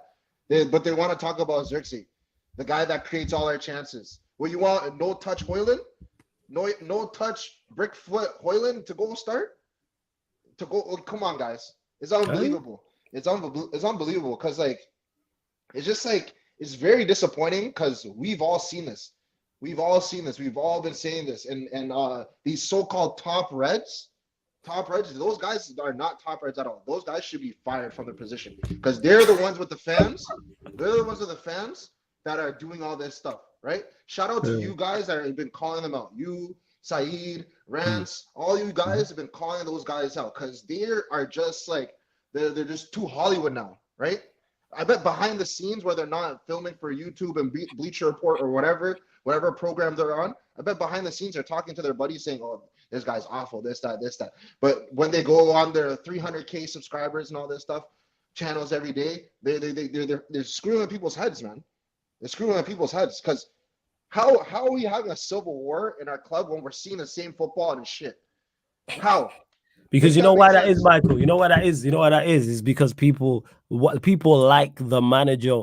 Like, that's what it is. Like, people are fans of the manager. People are fans of certain players. But you make a great point. Because of 2 trophies. Yeah, exactly. Yeah, but you know what? They liked Ollie. Like, this is ridiculous. But Let me get your scoreline predictions for both games. Porto away. Porto away. Honestly, I don't wanna lose the game. Obviously not. So I'm gonna say like 1-1. I'm gonna say 1-1. I'm gonna go with 1-1. 1-1. Yeah, I'm gonna Okay, go with okay. 1-1. I don't want to lose the game, but I'm gonna say 1-1. I hear that. Villa away. Villa away. Oh, Villa away. Ooh. I think 2-0 Villa. Okay, cool. Hey, Michael, gonna have to let you go because I'm gonna get to the final couple callers. care, But man. big up, All man, the each best, and every all the time. best. Yeah, always good chopping it up with you, man, every single time. Bless up, Michael. Blessings to Michael. Let me bring in the final two. This crook from South Africa. I think Malcolm's in the building as well. Yes. Yo, what are you yo, saying? yo. Well, yes, what we saying? Malcolm, go to you Up quickly, the man. Chelsea. Yo. Thoughts on No what problem, you no thoughts problem. on what you see. Yeah, I know you're still finishing fifth. All right, cool. Yeah, Malcolm. Thoughts on United? and your squad? Yeah, bro. Same old, same old. You know, I try not to come on here and see the same stuff, but yeah, bro. It's You got no choice but to see the same, say the same stuff because you're seeing the same See? stuff. I get it. Yeah, I know. But yeah, I mean, honestly, right? Like, I've said this, you know, before, right? This season, if Ten Hag stays, right, this is a season where it's gonna be very, very demanding, right? And again, you know, in the third season, right, this is where you need to really, really start hitting the ground running. And as far as I've seen, right, it just hasn't happened yet. It just hasn't been happening. So honestly, like, you know, I try not to be, you know, I don't want to always be the guy that just says, yeah, the manager should go, the manager should be out. Like, I don't want to be the guy. I don't want to just keep saying Ten Hag out, because it gets to a point where it's like, it just gets so tiring. Like, you know, it just gets so tiring. But it's, you know, something has to happen. Something has to happen, right? And you've seen the Spurs game, right? And Spurs did what they had to do. They had their finishes and everything. They got Solanke in, right? Because they knew they need a finisher. They need a striker. For us, I don't know what's going on with our attackers. I don't know what's going on with Højlund, right? I really don't know. He's just not very good. That's what's going on with him. Like, he's just not very good. He's a decent guy, right? He's a decent striker, right? Let's not take that away. He's a decent striker, right? But I said, you know, for me personally, I would have gone for someone experienced, someone that can play alongside Højlund, right? Like, I would have gone, say, for say like an Ivan Toney, someone that's already, you know, has experience in the league, right? You know, I mean, now he's in Saudi, right? But, you know, I would have gone, you know, with someone of that profile. And then, you know, we get in Xerxes, right? And, you know, don't get me wrong, Xerxes is a very good player. Like, I don't think he's a really sort of number 9 type player. I think the way he plays, I think, you know, he's good with link up play. You know, he brings players in, you know, into the attack and everything. But we need a striker, like, and I mean experienced striker. Like, Højlund, I just don't think it's, you know, I just don't think it's time yet. I just don't think, you know, I just don't think he's broken the deadlock yet, you know, of getting 20 goals, 20 plus goals a season. So yeah, I mean, that's pretty much, you know, where it's at this point. But look, right now, with where I am right now, personally, for me as a fan, bro, I just try not to care so much, try not to think about it so much, because you know what, I got so much other important things in my life, right? And, you know, look, I love United, you know what I mean? I always want to see them do well, but it gets to a point where I just need to, like, really just, I gotta take care of myself. I gotta look at I gotta prioritize other things. And I say this for all, not just for me, but for all the other guys in the chat, you know what I mean? You know, I understand you guys I understand you guys are hurt. I understand you guys are, you know, I understand you guys are not, you know, impressed and everything, but listen, guys, there's so much to this, you know, there's so much to this, you know, there's so much much other important stuff than, you know, United, right? And so, look, we want to see them do well. We want to see them, you know, have success and everything, right? But we just got to take a step back. Just take a break. Just take a break from United, right? Like, just don't watch the games. Don't stop watching like all these match actions and everything, because it just corrupts your mind and everything. At this point, right? It gets to a point where you just start corrupting your mind and everything, right? Affects everything, your day and everything. But like, I want to keep it short because I know you got the next call and everything. But yeah, it's cool. listen, We're gonna go to this you guy. know what I mean? But, yo, Malcolm, problem, quickly. Scoreline predictions. Yeah. Scoreline predictions. Por- Porto away, listen, Villa at home. Villa listen. away. Sorry. Look, Porto, like, because Porto are a decent side, right? So I'm gonna give the benefit of the doubt. I think I only see I see a draw, so I'll probably just go like maybe like a 1-1. And Villa, I think we lose to Villa. I'll be real. Or we could scrape like a 2-1, but yeah.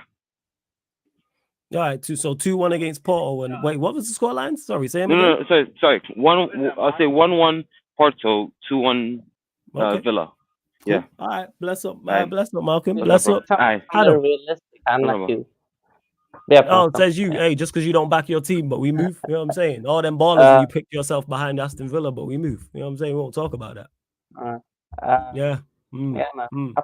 Can't finish above Villa, yeah? Don't up the Chelsea. Don't hit me with that. This guy predicted you lot fifth people behind Aston Villa. Did you see our defense? Did you see our that? defense? Okay, yeah, sure. Anyways, man, you lot won 4-2 against Brighton. Thoughts on the game, you joke, man? I actually didn't watch it. I just saw the goals. I couldn't watch it. I was away. Yeah, Palmer cooked. That's all.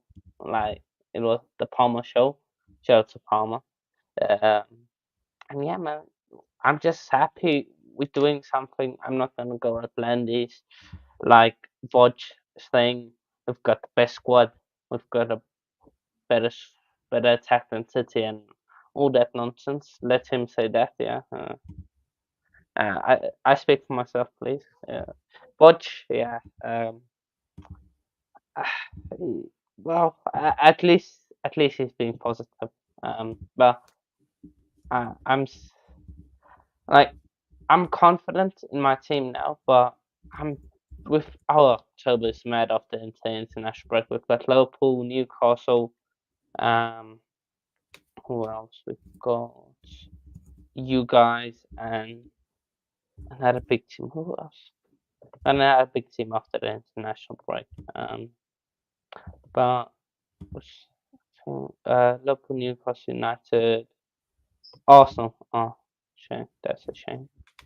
Arsenal. The easy scrubs. Those are easy. So yeah, but I actually you play Ghent on Thursday. Scoreline prediction, you joke, man. 3-0. 3-0, and then Forest at home. 3-1. Has Chelsea's form surprised you so far this season? Yeah, a bit, because I didn't think we would be this comfortable early on. Because you were worried about because you was worried about Noah and them teams in the Conference League. I remember last time we spoke. Yeah, and Heidenheim and all that. Yeah, the Conference League and Ghent. I wanted to apologize for my actions last week. Yeah, it's about time you need to apologize for your attitude and personality. But you like the male version of Sunshine. Hey, Sunshine, if you're still watching, hold that. Go on. Nah, be up, Sunshine. Yeah, you would big her up. Yeah, makes sense. You two peas, no pod. But and as we were, joke, man. Yeah. But I actually wanted to talk on United because shout out to the guys in one of the group chats I'm in. Mm-hmm. Apparently, Bruno is world class, underrated, and better than Cole Palmer.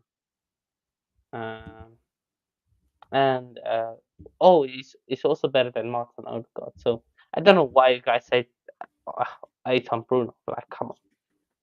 He's world class, underrated. Aye. Let's know this. When do you think Ten Hag will get sacked? I actually think you guys stay with him a long time because you've done. So you think he makes it to the end of the season?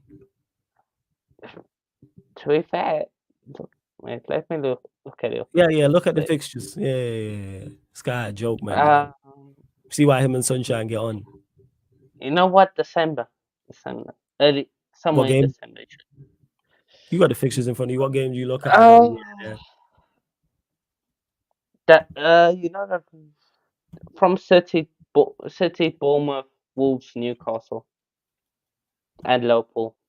So I think from the 14th to the 4th of Jan, because you've got City away, Bournemouth at home, like Bournemouth stepped up last season, Wolves away, Newcastle at home, up the Magpies, and Liverpool away. Because I think you stick with them because there isn't really a tough run, just some few tough games. I think you guys like Bournemouth. Sorry, Porto. You're losing that definitely. But so you think we lose to Porto? What about Villa? You think we beat Aston Villa? It's just the most united thing to do. To go Everyone and was saying beat that about Villa. Spurs. Yeah, but Spurs are Spurs, man.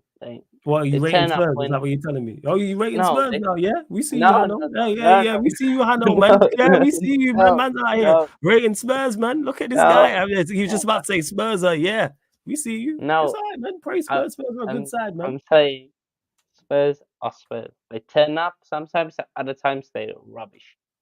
So yeah, I don't think Spurs are good. Like I should actually apologize to Spurs because I said you guys will finish above them. Yeah, you need to apologize to Chelsea fans as well because you said Villa will finish above them. Villa, good team, Champions Alright, League cool. team. But better than Chelsea, I disagree. But here we are. Well, you think they are? It's cool. Emery is very good. Yeah, man, 100%. Without doubt. Without doubt. So, Joe, man, big up to Dal and CP in the chat as well. Yep, CP. But yeah, what did you say for Ghent? What was the scoreline? 3-0. 3-0. Nottingham Forest at home? 3-1. Yeah, because you got that tough game against Ghent midweek, so the players might be tired. You know what I'm saying? For that game against Forest. And we've seen what Forest did to Liverpool. Yeah. So they could be tired, man. It could scare you, man. You don't want to run into Noah. You know what I'm saying? You know what I'm saying? Yeah. So that's the football one of the teams they're playing. And for those for clarity and for people context, Hano tried that last week when we was talking about Conference League teams, we might be tired. So we when we run into the Premier League side, so we were going through who they was playing.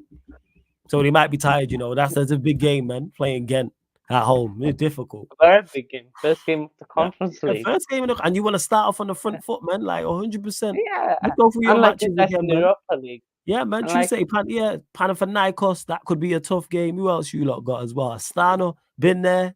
Him and Heidenheim, and then you got the mighty Shamrock Rovers rolling into town in December. That could be tough. Heidenheim, my guy is there saying Heidenheim are good to better than Twente, That might actually be. Yeah, they might be, man. Enjoy Conference League, mate. You know what I'm saying? How about that? Enjoy Conference League. Here we are. Yeah. Might be the only trophy you win. And what will you win? Finishing top 24 of Europa League. When we sack the manager, boom. You know what I'm saying? When we sack manager, Europa League, mate. When we sack the manager. No. December, like you said. Okay. You didn't catch that one, did you, mate? Yeah, dickhead. Okay. This guy, yo. This crook, yo. This guy is an absolute, absolute wrongin'. Yeah, man. Heidenheim. Respect them, man. Respect. Yeah, I did. I said I was wrong about Heidenheim. I did say. My guy Zay said Heidenheim are good, so I said exclude them. But I'm sorry, I'm not having Shamrock Rovers and Noah and Ghent and Panafit. No. This guy is just talking. He's just talking. There's no something to his words. It's just talking like United fans do. Almost like Arsenal fans. Just another level. It just waffles. Yeah. What I said. So what are you? So you lot are winning the Conference League and what else? Possibly a cup. All right. So just Conference League. So Conference League in 5th is what you're telling me. I don't know. Maybe more. Maybe nice. Maybe I'm standing with Chelsea. Yeah, we're gonna win a trophy this season. Yeah. What are you gonna win?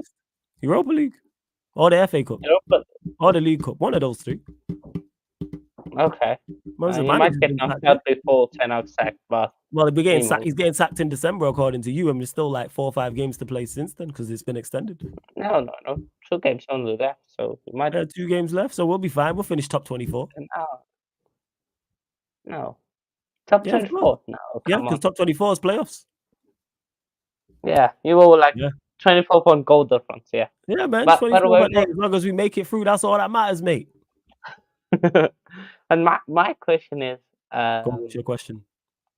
will they even get a positive goal difference in the Conference League? That's a big question. Well, you get a positive goal difference in the Conference League. I don't know. I will. I don't know, man. You might struggle against Panathinaikos, Heidenheim, a decent side, Shamrock Rovers. Again, you might struggle. You might struggle. That's a Waffle TV. You said flawless. Are you winning your next game? Absolutely not. Say again. Against our good team, third in their league. Yeah, man, getting third in their league. The strong Belgian league, man. We know about the quality of that league. For real. Strong. Almost as strong as the strong. Eredivisie. Yeah, man. Super strong. Super strong, yeah. Super yeah, strong. Galacticos. Yeah. Only Galacticos. Right. Are you done being shameless now, yeah? It's finished. Yeah. All right, cool. Subscribe to Coach's Corner. Let them know where they can find you, joke, man, and what you got coming up. Yeah, just YouTube Coach's Corner. And championship preview in 20 minutes. So yeah. Well, hopefully Bruno will carry you guys to Europa League, man. Bruno, I had his world class. Yeah, and hopefully Palmer holds you to the Conference League because you got all that quality opposition. You need him at that level. When you're playing Shamrock Rovers and Panathinaikos, and know what we need to make sure he continues that form, man. You know, and your shaky defense hold up against. Oh yeah, he'll be back for the league. You'll make it out. He'll be back for the knockouts. So I'm saying the knockouts. Yeah, definitely knockouts. Yeah, knockouts. Make sure he's there for the mighty Panathinaikos and teams like that, man. Like have to make sure and a star. The mighty final. Yeah, man. Yeah, like that's it. The mighty and Istanbul, Besiktas and Victoria. Yeah, man. Make sure and Mold and Lan and Noah and Lugano and APOL and Lask. Yeah, man. And the New Saints. Yeah, man. The New Saints. So what? Wait, the New Saints. Why are you laughing? That's a team in the Conference League. You gotta make sure they're there for the New Saints. The New Saints. They play in 1 second. Welsh. Nah, that's crazy. The New Saints. Oh yeah, they're formerly TNS. I remember these, man. Yeah, TNS. They were called TNS back in the day. They were like the biggest Welsh side. So you gotta be careful of them. Careful of the New Saints. You don't want nothing with the New Saints. Now you laughing? This shit ain't funny, man. New Saints. Hey, beware. You don't want them pulling up to the bridge. Battle of Britain. You don't want that smoke. Why are you laughing? This is deadly serious, man. I'm subscribing to. I need to apologize to you for what I said last week. You don't want none of New Saints. You know what I'm saying? Even though they're only 5th in the Welsh League, like you don't want none. Better be careful. Why are you laughing? You don't want none of Borak. You know what I'm saying? Borak pull up. That's crazy. You don't want Borak or Bosnian team. What do you mean? I'm saying, all right, I'm a screen share. Man think I'm making shit up. Look, I ain't making shit up. You don't want none of that. He's shook to death. That's why he's laughing. Look, you lot see it on the screen. I'm not shook, I'm shocked. Look, man think I'm running jokes. Look, New Saints. You ain't trying to see these teams. You ain't trying to see Vink and Gur. You know what I'm saying? You don't want none of the smoke. Look where they play in the projects. You want none of Vink and Gur. Iceland, cold, rap. You know what I'm saying? Look at him shook to death. Look at his face. Shook to death. None of that smoke. I don't want none of that smoke. My father was making teams up. I don't lie. Huh? Nah, that's crazy. New Saints, you know. Yeah, New Saints. They used to be called TNS. I didn't realize they changed the name. They're like the biggest team from Wales. Yeah, 1980. What happened to the old Saints? They got moved to. Yeah, they got moved to. You know what I'm saying? But anyway, shout out your nerdy confi. Oh yeah, you already did. Subscribe to Coach's Corner. Yeah, always good chopping up with you. Yeah, blessings every time. Yeah, every Follow single the time. Playback, Man. people. Playback Yes, is better than YouTube anyway. So shout out Playback. You know what I'm saying? Every single time. People, they're live already right now. Bournemouth, Southampton. Let me drop the Playback app in the App Store. If you want to come along, watch Bournemouth, Southampton with us. Pull up, people. Go follow the Sarcasm City TV Playback. Download the app from your App Store or go to playback.tv/sarcasmcitytv. That's playback.tv/sarcasmcitytv. I'm going to raid League Gunner. You see it right here, people. We're live right now. Bournemouth, Southampton. Those two crooks, Jez and Steve, have started the live stream. Bournemouth, Southampton, people. Go lock in. Get over to the playback. I want to see all of you lot over there. And playback's really easy to use, people. So get over to the playback, people. Get over to the playback. And it's currently still 0-0 in the Bournemouth Southampton game, which is a South Coast derby as well. So big up everyone tuned in, man. Absolute real ones, man. Absolute real ones. For real. And big up to all the callers as well. You know what I'm saying? Big up to all the callers. Much, much, much appreciated. I'm working, man. I'm working, people. You know, non-stop. Non-stop. And Don, I'm going to shout you as well. I'm always trying to pattern new stuff for you lot, man. And these international breaks is killing me coming up from a content creator purposes, but I don't want to see United. But hey, we move. We are going to redirect to League Gunner, people. And this has been Talk Your Ish, the live fan calling show on the Sarcasm City TV YouTube. Thank you very much for tuning in.